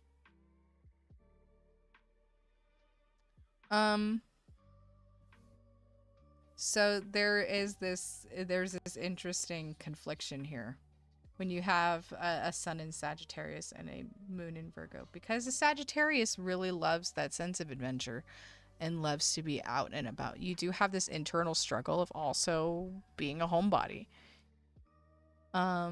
Sometimes in moments you may even find it hard to like, you feel uncontent with your regular life, but then anything outside of that seems overwhelming. And that's something that lunar Virgos are very, very susceptible to, is that sense of being overwhelmed, or just like the societal pressures, you know, whether that be a job or a family situation. They tend to feel the weight of that stress. And usually they make it their duty to try to, like, find a solution for that stress.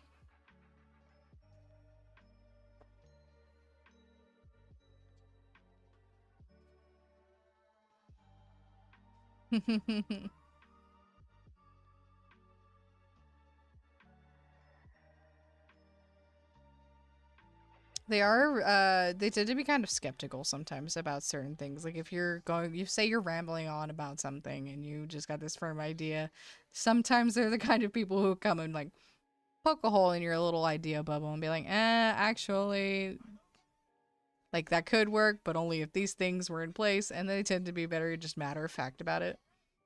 But I find to be a little bit humorous.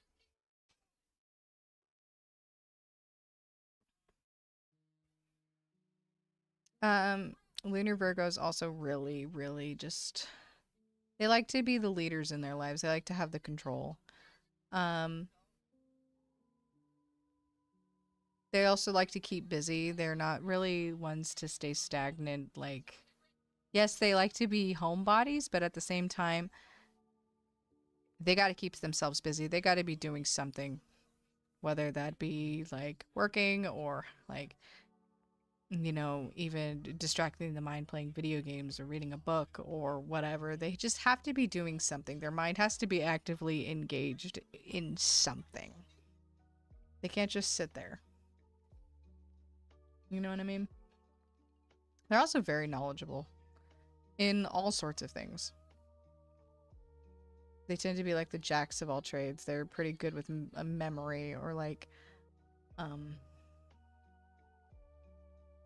and just like they just like know things. It's a weird little trait. They just always have just like they know. This way of knowing. So then let's move down to the ascending in Scorpio.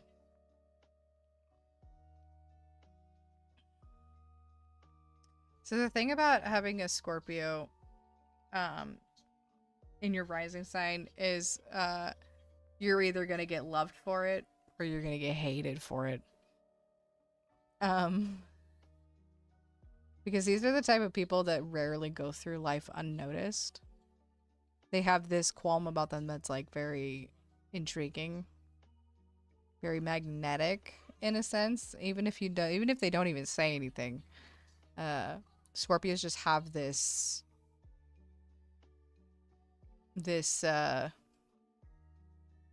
I don't know, just like this innate attractiveness. Just their vibe is just, it's magnetic. You know what I mean? And so your ascending sign, that's usually how people around the world, like people view you. Whereas your moon sign is how you view yourself and like your internal stuff. Your ascending sign is how the world perceives you. And so, people, and it's very matter of fact, people love Kale. That is something that is very true. Even if he is, sometimes he's a man of few words.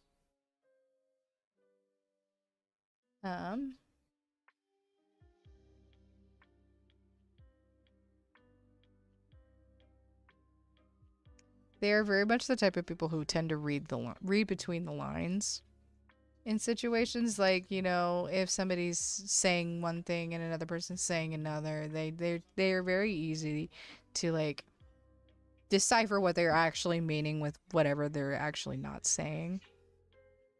They're very intuitive in that sense. Scorpio placements really tend to value their privacy, which the way that Kale sent me his chart even shows that he values his privacy very much, because he just sent me a link rather than the information, which I found to be funny. But sometimes it can be, and then it's about, Scorpios tend to have this sense of control over their lives because Scorpios can be emotional, and when they let that emotional side get the best of them, they can tend to spiral. So like there's almost this constant state of needing to control, certain aspects of their life, and that's usually when it comes to their privacy. So, they tend to lead very private lives.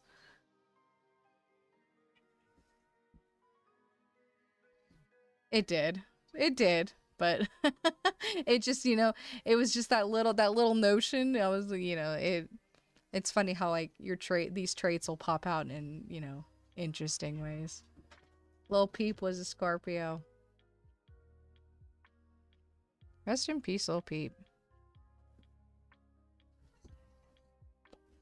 Thing about Scorpios, though, is they are the lovers. As rough as their exteriors tend to be, they are very down-to-earth, natural partners. They are very reliable. They're very committed and have, you know, little patience for flighty people. They'd rather have a rock than deal with, you know, people who are going to be in and out of their lives. They look for consistency. They are very selective in the people that they choose to have in their lives. And that's just based on experience with those people. They like to know that the people that they have around them have their back and aren't just going to leave them high and dry. Also playing into that sense of control, that sense of security.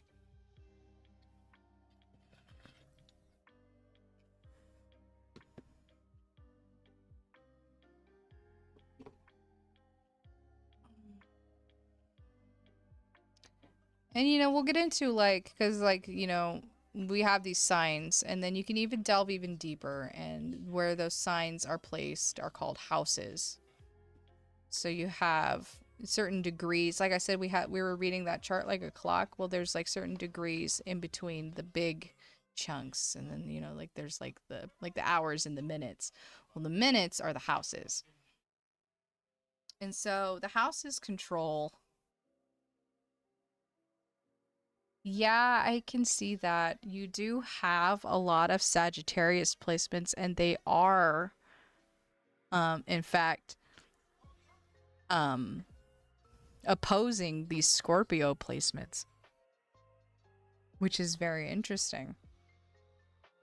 And like I said earlier, like when we look at this picture, so you have Sagittarius here, and then you have the Scorpio here, and since they're right next to each other, there's this, rather than a partnership, there is this like conflicting nature. Whereas when something is directly across, see, like Gemini, so like we were looking for balance, and since these are too close together, there's too much confliction going on, right? That's why I was telling you Gemini and Sagittarius are partners in crime, because if you look directly across from Sagittarius, you have Gemini, and this is that balance we're talking about. Whatever's directly across from your sign is going to be your highest rate of compatibility. When we break down like compatibility percentages. So, and then like see from degrees here. So like a Sagittarius could go either way. They could also be with the Cancer or with the Taurus and have a little bit less of, you know, a high compatibility. There's still, you know, a chance for success in those relationships, but not as high as a Sagittarius Gemini combo would be. Do you see where the bull is?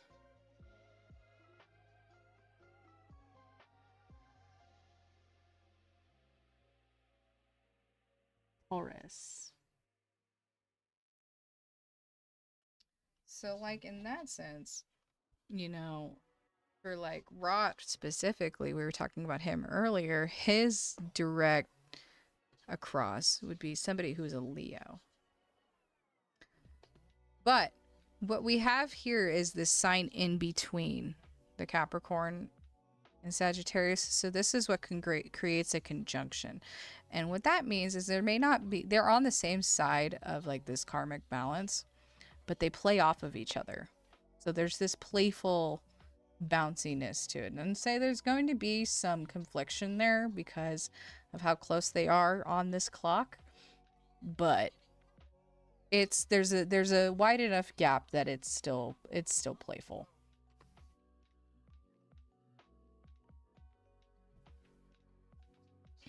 Not to say there won't be some challenges, but what relationship doesn't come with challenges, right?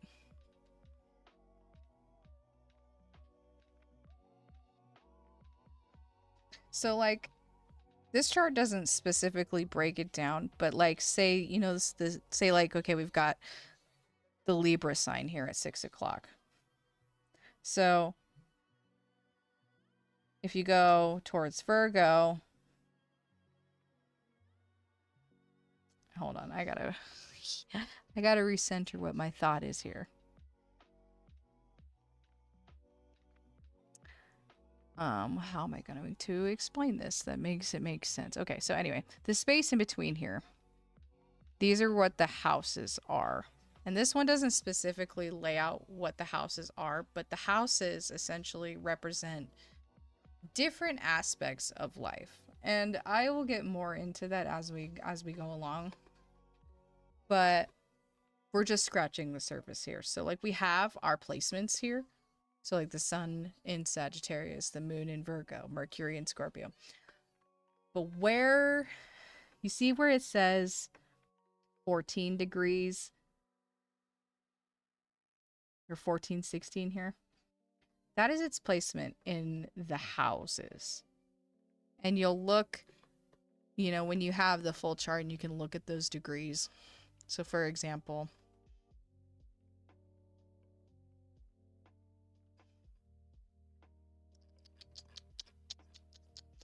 his Kale's Sagittarius placement in the sun is in the second house, being in the 14th degree. And I'm pretty sure that I'm not sure the spacing. I'll have to double check that. I don't want to give out the wrong information here. But essentially we have different each house represents something within everyday life. And second house usually has to do with like your like security in like your relationships, your foundations of life, your like your job, your home, things like that, money and stuff like that. So say since his sun sign is in Sagittarius, but it's in the second house, it means that his flightiness and his I wouldn't necessarily say flightiness, but his Sagittarius is like whole, you know, grab life by the reins and, you know, just go for it. That reflects in their like financial aspect being in the second house. So that means that their desires are usually like heavily driven by their financial state. So if they feel like they are in a good place, they'll be out doing all sorts of things all of the time. And so that also reflects in their disease, like the Sagittarius's goals are always going to be very much like rooted in securing the future, you know? And so we can get it more into what houses are, and then like we'll learn about conjunctions and oppositions and how those reflect your chart. And then like when we experience things like a Saturn retrograde or a Mercury retrograde, like you'll learn about, well, you know, I'll teach you guys about how that affects where your placements are and like how you're going to feel during those times, you know? Like certain signs, depending on when the moon is, like what phase the moon is in and what sign that moon is in for that, you know, day, can heavily affect on how you're going to feel that day. So say like the moon is a full moon in Aries, right? So now we've got the full moon energy, which is usually a time for like planning for the future. So like it's a good time for Aries placements to kind of set goals for themselves. And you can learn to play with moon energy and kind of create manifestations in that sense. You know, you can use the moon to your advantage and you can actually boost your manifestations that way by using the moon's energy to amplify whatever you're trying to do. And so you guys will learn, you know, how that works, which will be fun. I'm so excited to like, you know, get into more of this stuff with you guys. You know? The moon heavily affects you. I feel that. The moon heavily affects me too, and I love to take advantage of the moon phases. And I like to make moon water, which is something that you can do because, like I said before, the moon heavily affects water. And when you learn what the phases of the moon and what those energies represent, then you can place receptacles of water underneath the moonlight, and that water will carry that energy with it, and then you can use that to your advantage. You know, say you make moon water under a new moon, and then you water your plants with it. Well, new moon is usually a time for new opportunities, you know, letting go of, you know, inhibitions and kind of setting new goals. So watering your plants with a new moon water will actually help promote growth, which is interesting. Hi, welcome, Jota. It's nice to see you. I'm not sure if I've ever had you in my chat before, but you're welcome. Happy Halloween.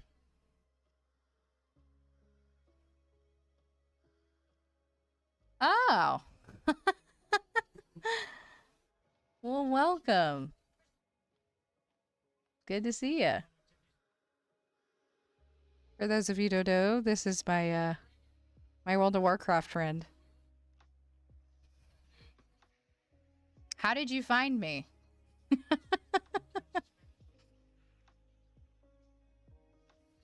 Hi, Sophie.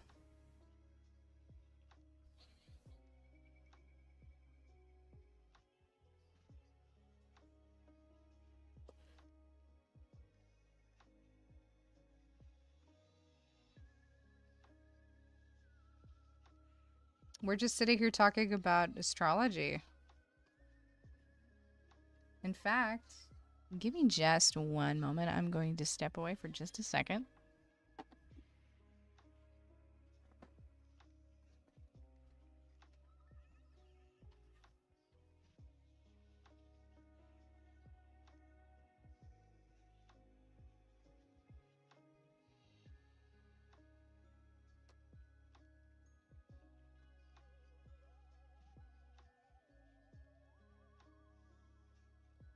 Shared your channel.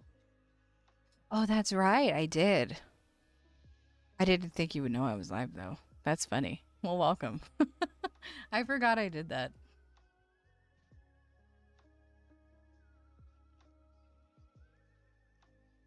All right. So we were talking about the moon, and I kind of want to... Well, like I said, we're just scratching the surface. Like, yeah, you may be apprehensive by a sun sign in Leo, but, you know, if you delve into their chart, they may have placements in their chart that may counterbalance the Leo traits. Might soften them up a bit. But we were talking about the moon, and I want to talk about what the moon's doing right now, because that's always fun. We have a moon in Libra tonight.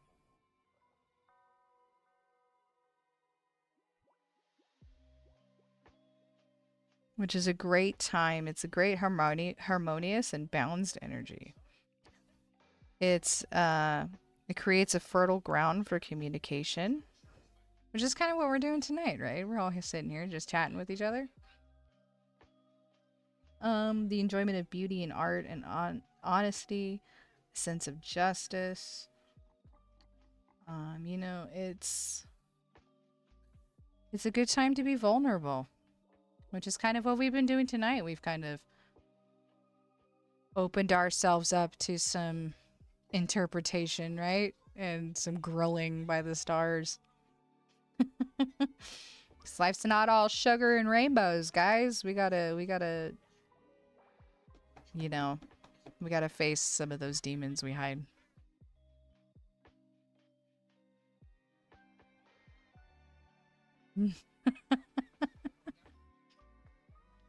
What did the skeleton say to the comedy club? Nothing. He didn't have the guts. Wah, wah. You know, it's about that time, guys. I think I am going to pack myself a schmolio. You guys would care to blink it up with me.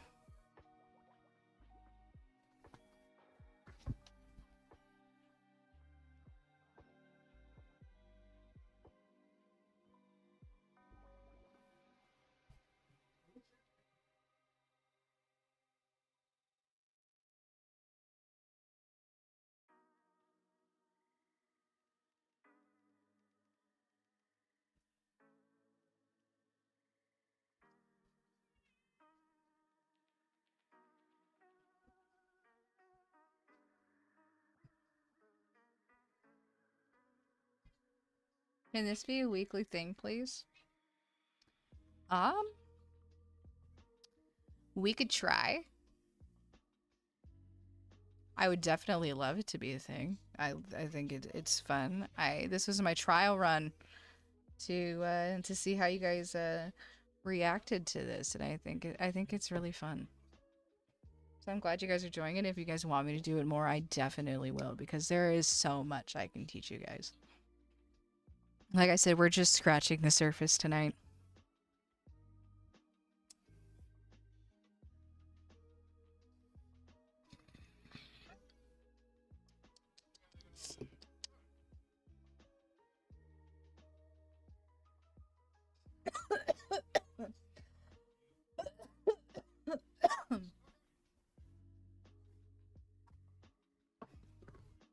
And I know we were going to do some tarot, and I wanted to figure out a way that I could do this. I'm still kind of looking for something I can use online to show you cards and what they mean, and kind of, you know, obviously I would be doing the drawing here like live in my hand, but I would want to be able to show you guys the cards that I'm drawing so that we could talk about them and what they mean.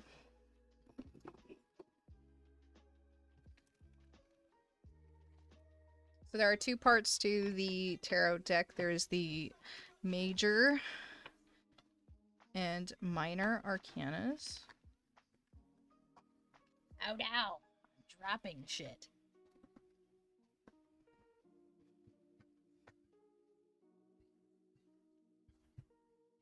Usually cards filling out means something. Let's see. It threw one face up at me, so let's see what... We got a message coming out to us. Let me see. I wonder if I can just do this. Can we do the Ouija? Let me see. I don't know where I put it. I meant to find it, and I could not find it. So let me see if we can find something. Maybe we can fuck with like an AI Ouija board. Wouldn't that be fun?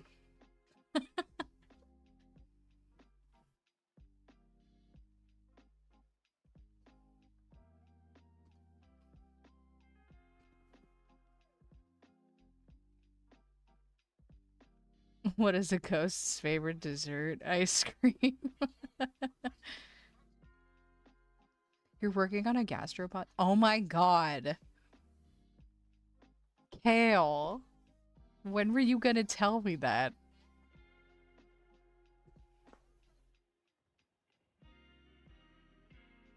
Can we summon Satan now, please? You guys are funny.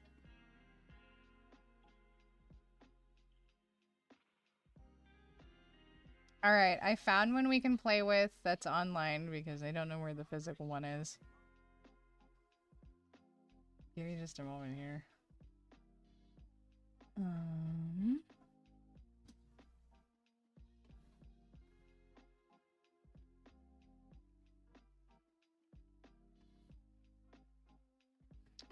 This will be interesting.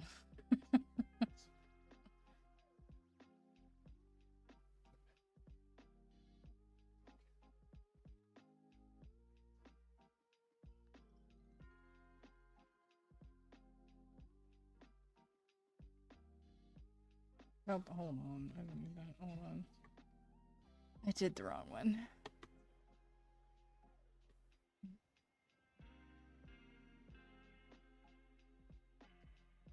Window capture. There we go. Aha! There we go. Hold on. There I am.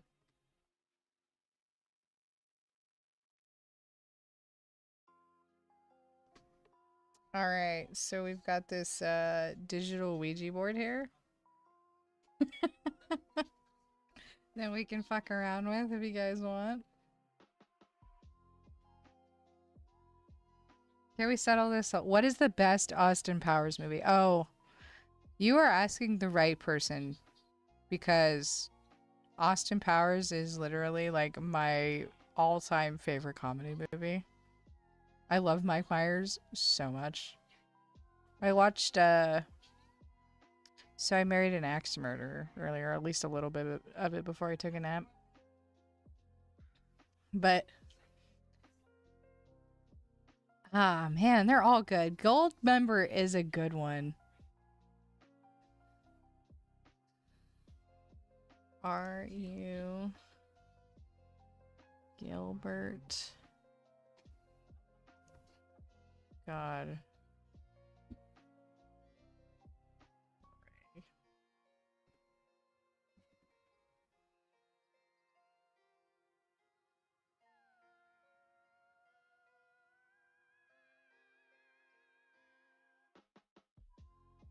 Oh, it says no.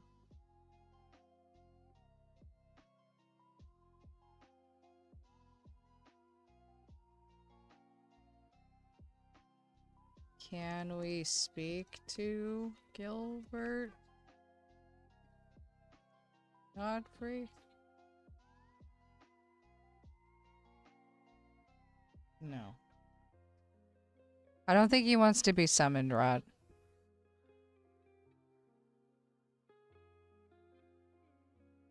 I have the song Daddy Wasn't There.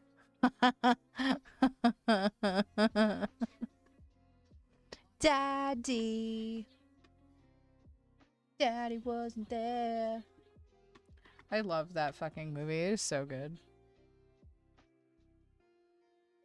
Hey, get out of that.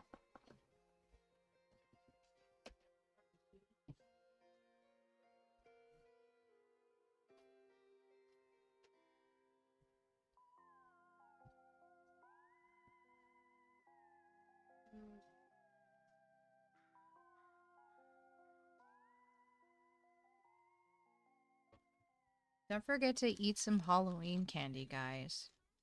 If you have it, eat it. Make sure you got something to drink, too. Stay hydrated, folks.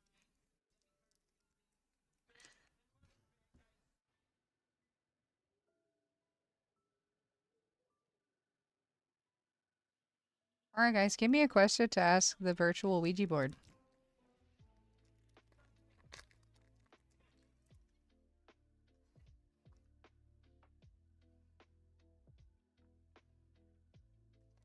Can we speak to Bob Barker?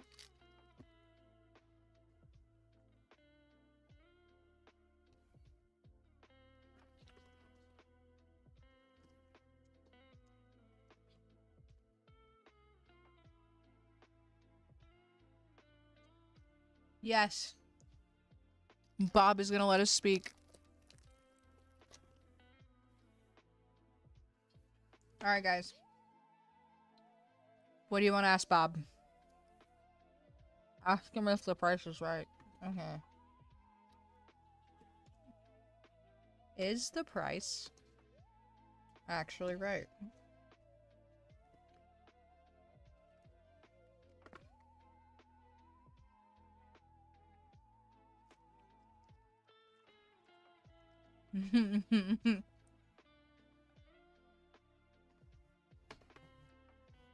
The price is right, folks. Do aliens exist?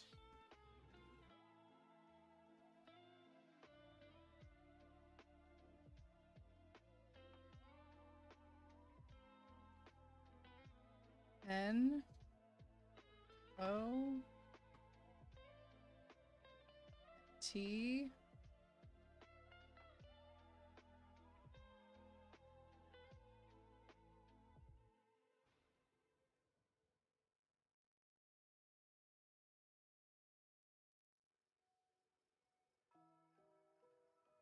Not seen.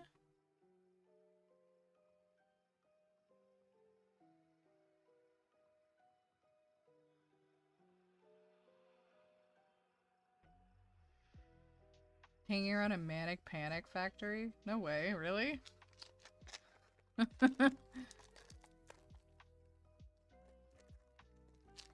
Alright, my blue fur is a medical condition, thank you.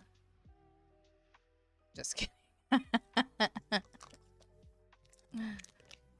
I don't know what not seen means. So, like, they do exist, we just can't see them? Is that what it's trying to say?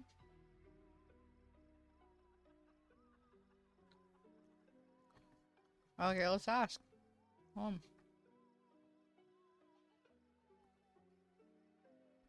Can we speak to JFK?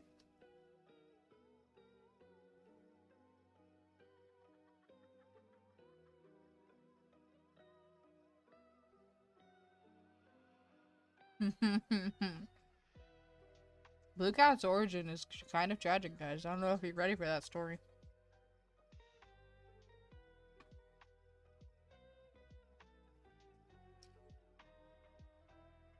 Alright, Mills. The floor is open. What would you like to ask JFK?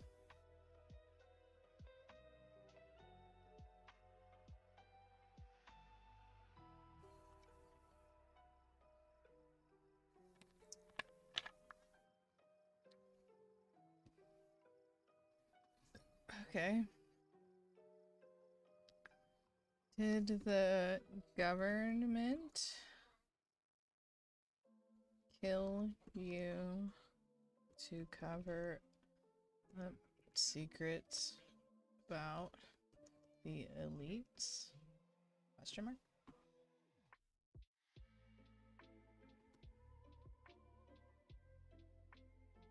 N-O-T.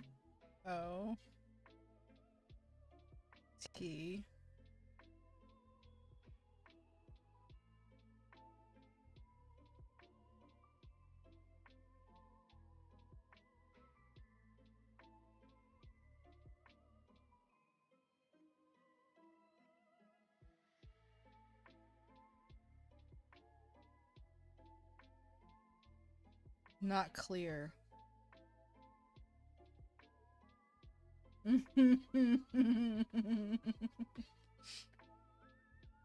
Not clear. Why did they kill you?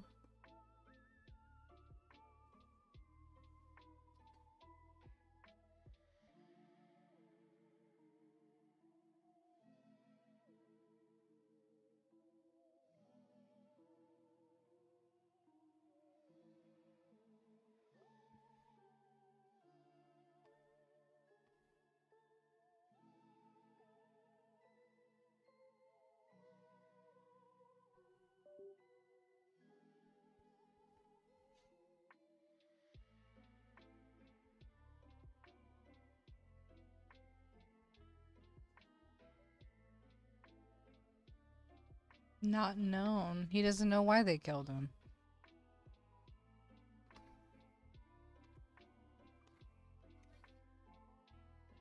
Hold on. Were they supposed to kill someone else?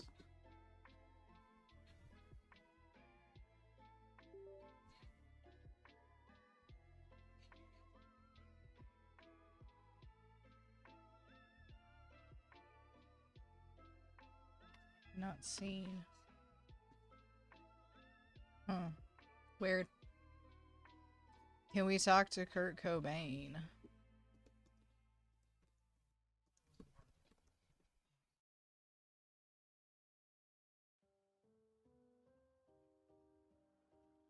No, Kurt doesn't want to talk right now, guys.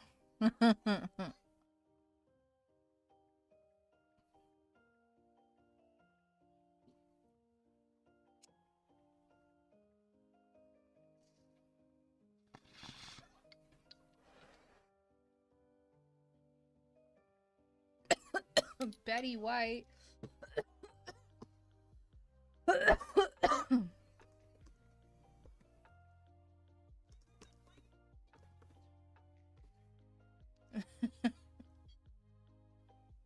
No.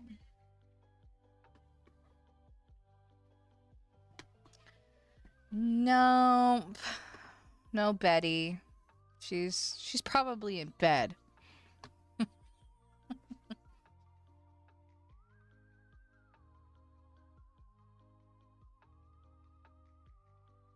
Pretty all white. She's like, I was here long enough. All right. Quit talking. Quit calling. I ain't answering.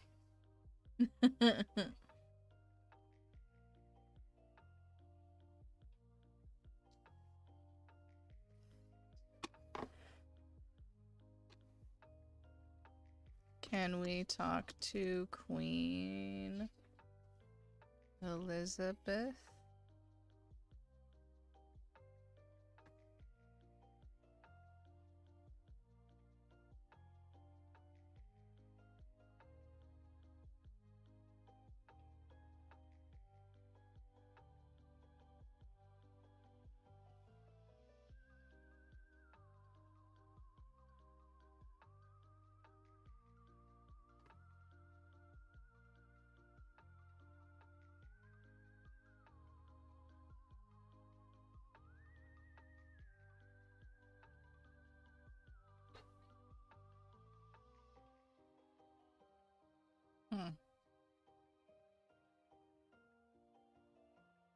Let's grill the queen. We need answers.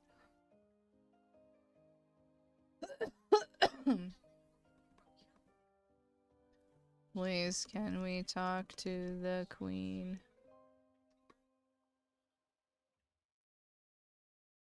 No. Alright, she doesn't want to answer. Let's get Vlad the Impaler on the phone. Can we speak to Vlad the Impaler?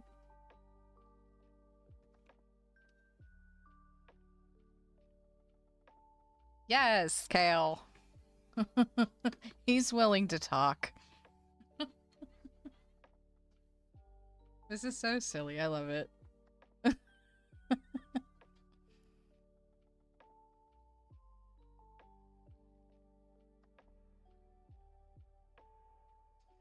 Why was he so brutal? Why were you so brutal?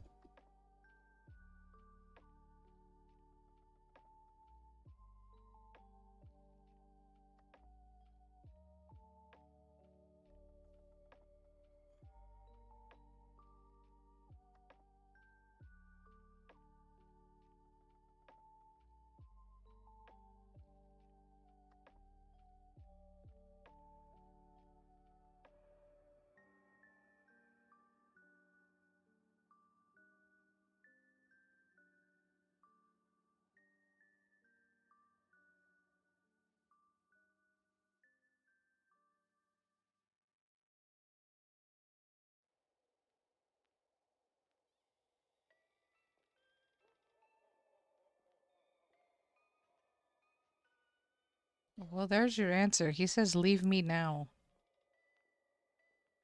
I don't think he liked your question, Kale.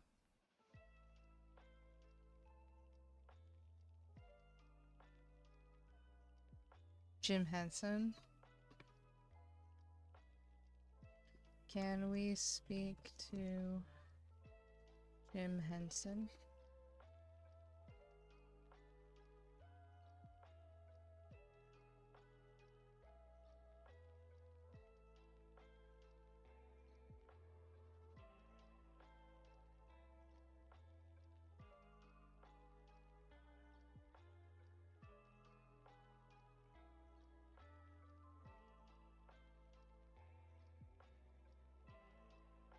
Not seen.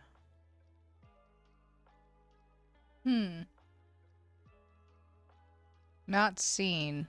Well, you know that tells me. That tells me that Jim Henson's spirit moved on. Is no longer in the physical realm. On to the afterlife. Like in the sequel to Beetlejuice.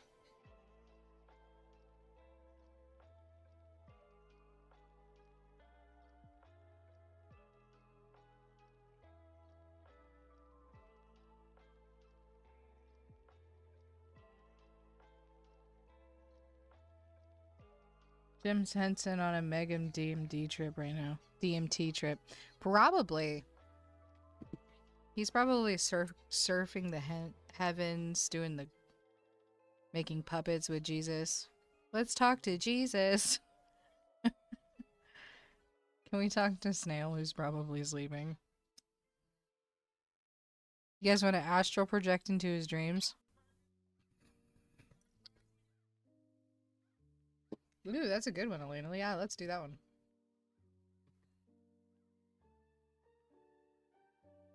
Can we speak to Matthew Perry?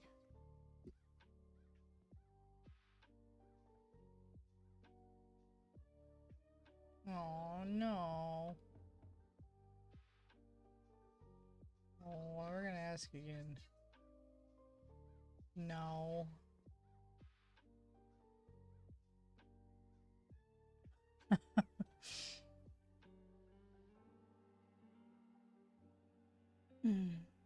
Come on.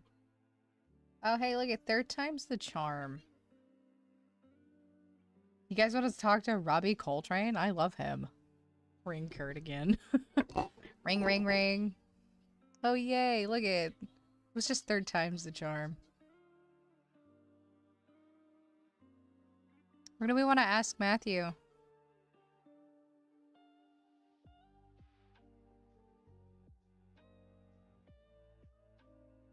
Is the grass drip? What do you guys want to ask Matthew?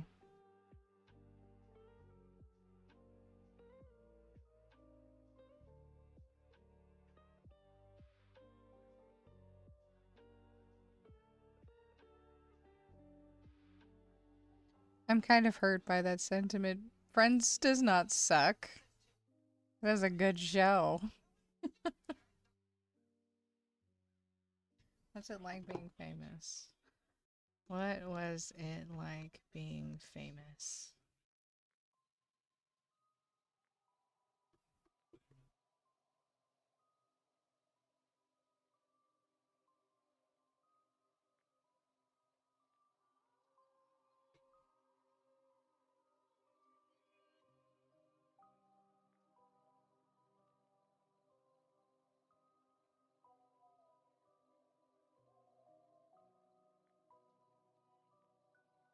Unknown. I wonder... Give me a moment.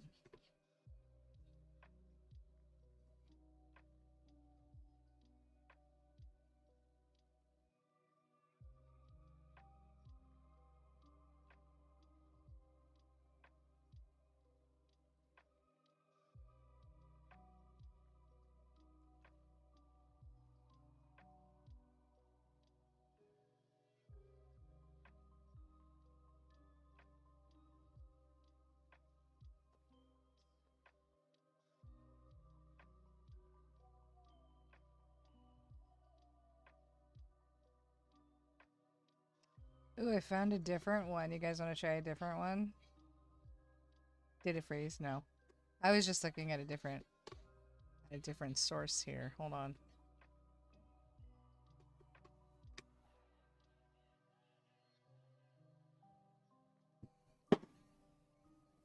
This one is AI powered. What do you mean this site can't be reached?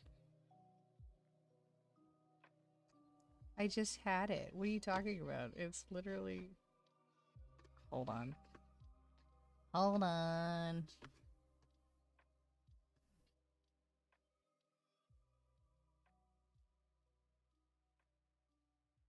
There we go. This one is AI, like AI powered.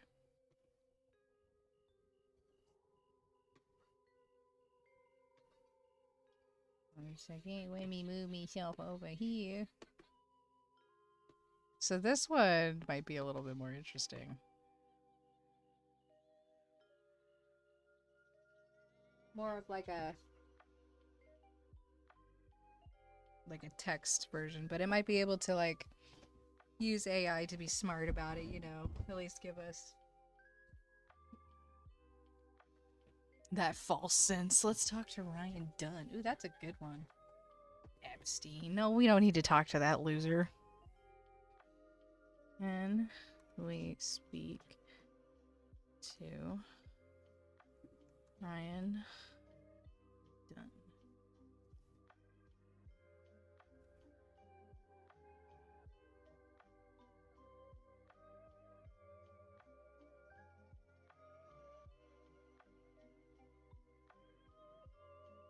Is it not working? Let me refresh it. Hold on.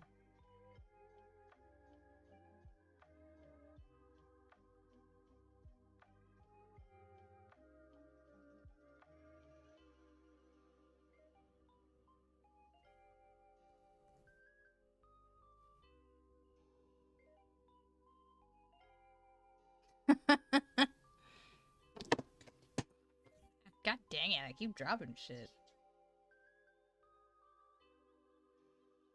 Now it doesn't want to work. Poo poo. Alright, hold on.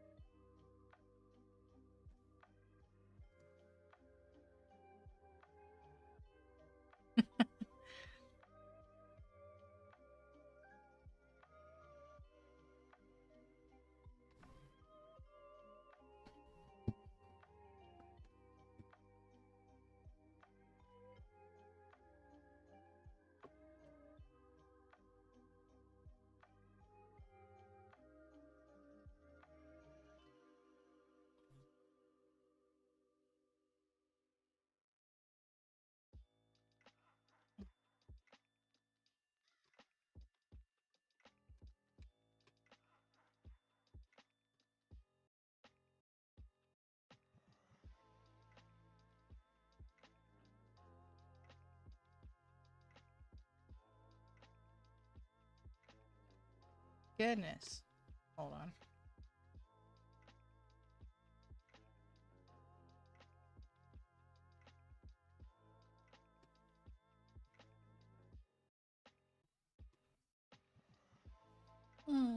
There we go. That's the right one.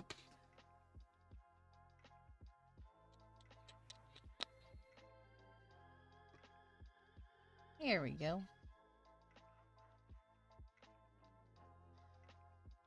Alright, let's try this one. Oh, shoot. Hold on. We gotta resize it.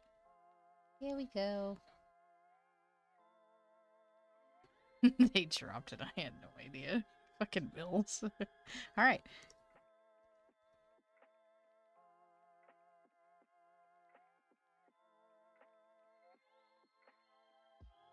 To connect with Ryan Dunn, we will set our intention and invite his spirit to join us. Please focus on your questions with or messages for him, and I will reach out. Ryan Dunn, if you are present, please give us a sign to communicate with us through this keyboard. What message do you have for those who wish to connect with you?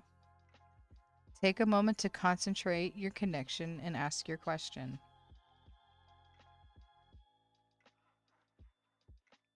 So what do we want to ask him, guys?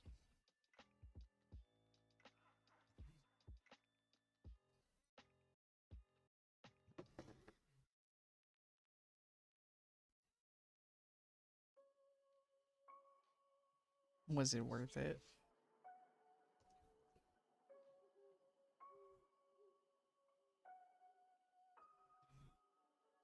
Oh, it's really gonna make me sign in. Alright, hold on.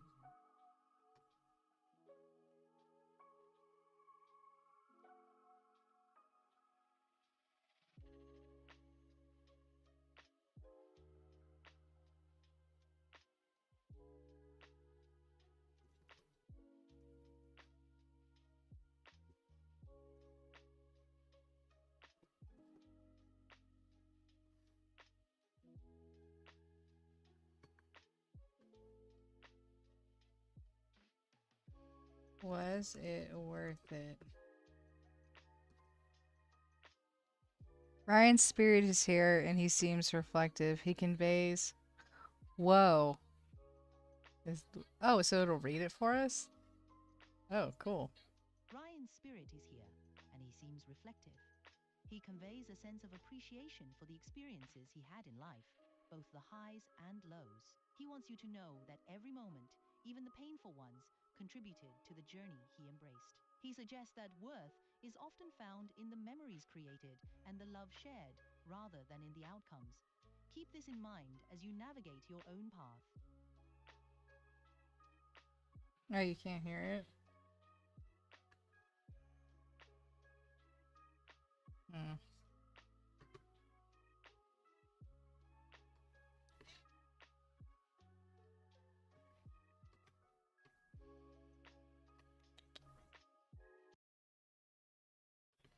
Hold it.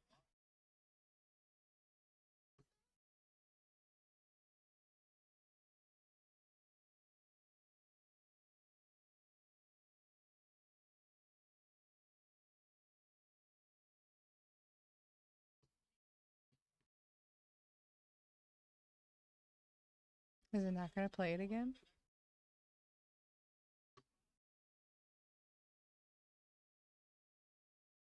Did everybody else hear it?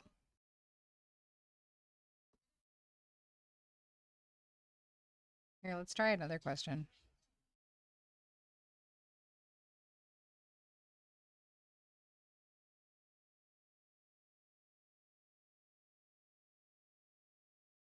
Ask him how it felt when he did that toy race car. How did it feel when you did the thing with that toy race car? If you know what I'm saying.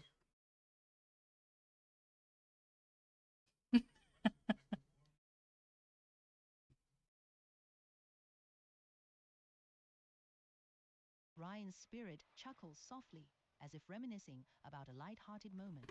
He expresses that it was all in good fun, a way to embrace the joy of life and the camaraderie with friends. He emphasizes the importance of laughter and living in the moment, reminding you that sometimes it's the silly things that create the best memories. He encourages you to find joy in playful experiences as well. Yeah, of course, no problem. I just had to turn it up a little bit. Yeah, no problem. Hey, you know what, Rod? Sometimes playing with AI is fun, okay? It's still funny to think about, because I'm sure it has some relative knowledge about who Ryan Dunn is. Let's see. What was your favorite stunt to do in Jackass?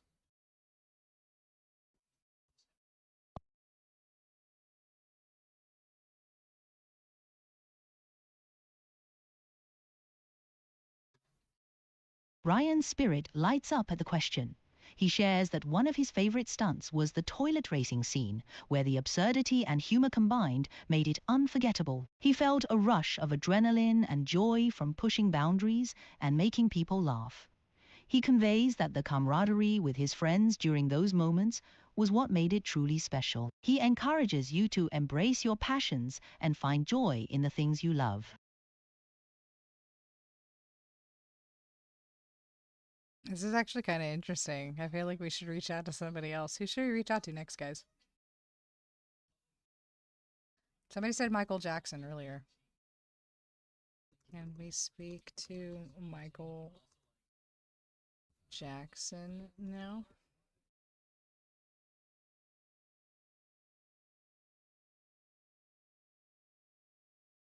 Let us now reach out to the spirit of Michael Jackson. Please focus your energy and intentions on him. If he is willing to connect, we will invite his presence. You may ask your questions now. What was your favorite song you ever wrote?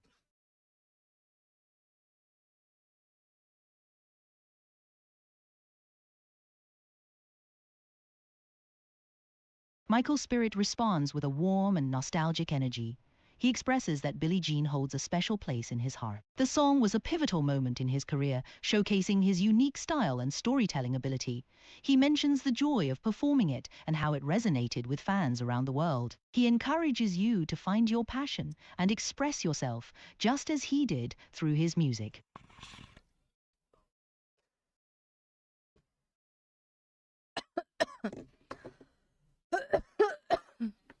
Can we speak to Jeffrey Dahmer?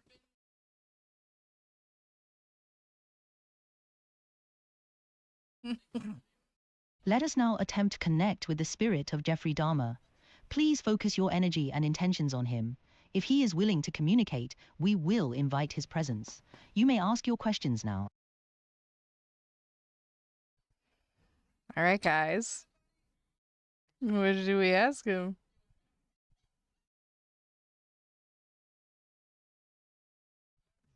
What spices did you use in your sandwiches?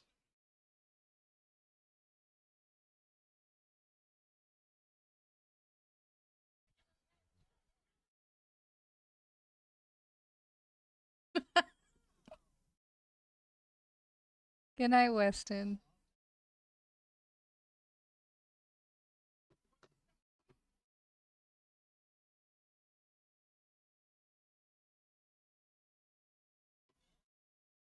What? Oh. I sense a heavy and unsettling energy as Jeffrey Dahmer's spirit connects. He expresses remorse and deep reflection on his past actions, so when it comes to the question of spices, he does not wish to engage in specifics, as he acknowledges the gravity of his actions and the pain he caused. The emphasis, the importance of understanding consequences of one's choices and the darkness can reside within. He suggests that it is crucial to seek help and healing rather than causing harm to others. Interesting.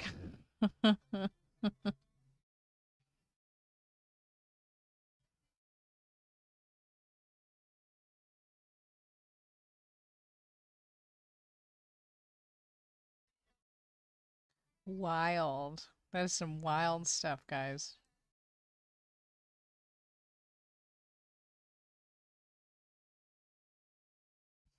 Oh, well, I didn't even see what the time was.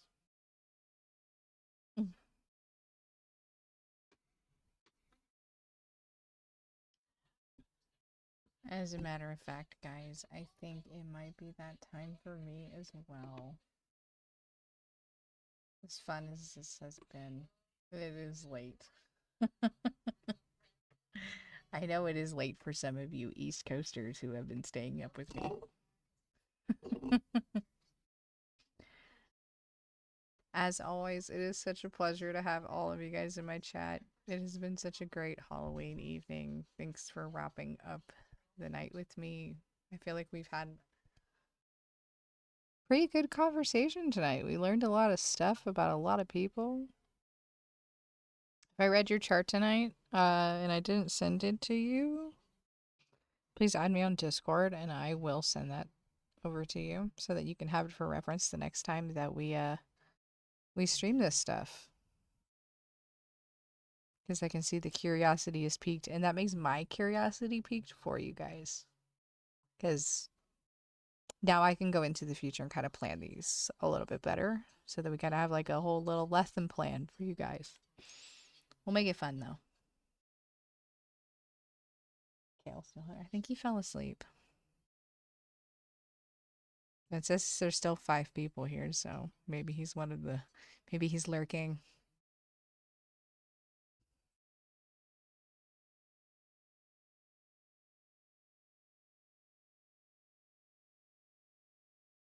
Of course, Elena. I can forward your message for you, Mills, or I'm sure you can message them. But that's exciting. That's really, really, really exciting. Are you gonna get a PC?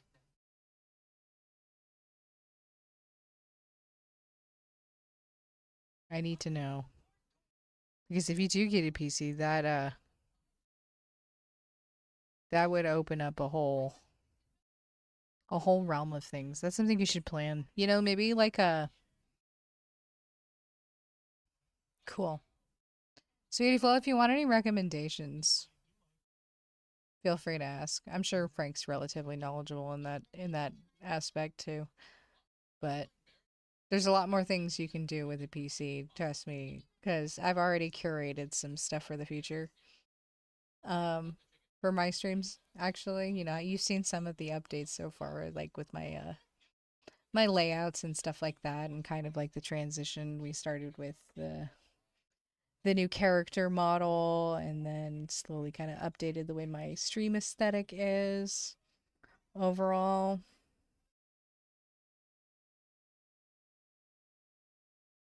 Oh yeah, that's totally understandable. Plus, it's just nice to have your own setup. That way, you know, if something goes wrong, and that's your own fuck up, and you're not ruining someone else's stuff. You know, it is almost Thanksgiving. I love Thanksgiving. Thanksgiving's one of my favorite holidays. I am a big Thanksgiving food fan.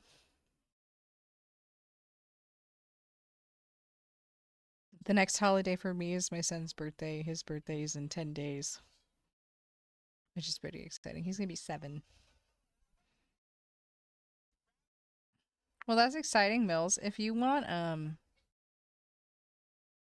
any like pointers for when you have OBS and stuff like that, I can shoot you some of the stuff that I use that I found really adds to the stream aesthetic, and it gives you all of like the same settings within OBS, this plugin that I use, that Streamlabs has. So,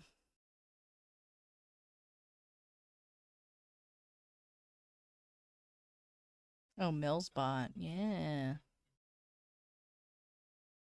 We were messing around with some AI just a minute ago.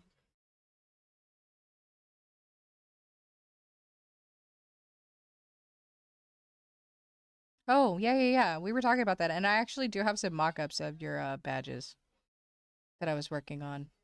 They look cool. They kind of look like military patches, which you kind of go with the whole banana general aesthetic. That's the kind of I was kind of doing that kind of thing, almost like a military patch. It's looking pretty cool. I've been working on it slowly, but you know. Oh yeah, I got to do some stuff too, as far as like stuff. Always, yeah. I know. I'm just gonna throw this out here. I know I stream on the Gastropod channel, but I do have my own channel that it doesn't have anything currently, and I'm still waiting to be able to go live on that channel where I'll probably do like videos kind of going more in depth about certain Zodiac stuff, along with like clips from our streams and stuff like that. I'm kind of lost in that aspect, so if anybody wants to trade some knowledge, that'd be totally nice. But if you guys want to go follow that channel too, it is the Blue Katt. I'd link it, but I'm a little tired, so I'll remind you guys in another stream and all that jazz.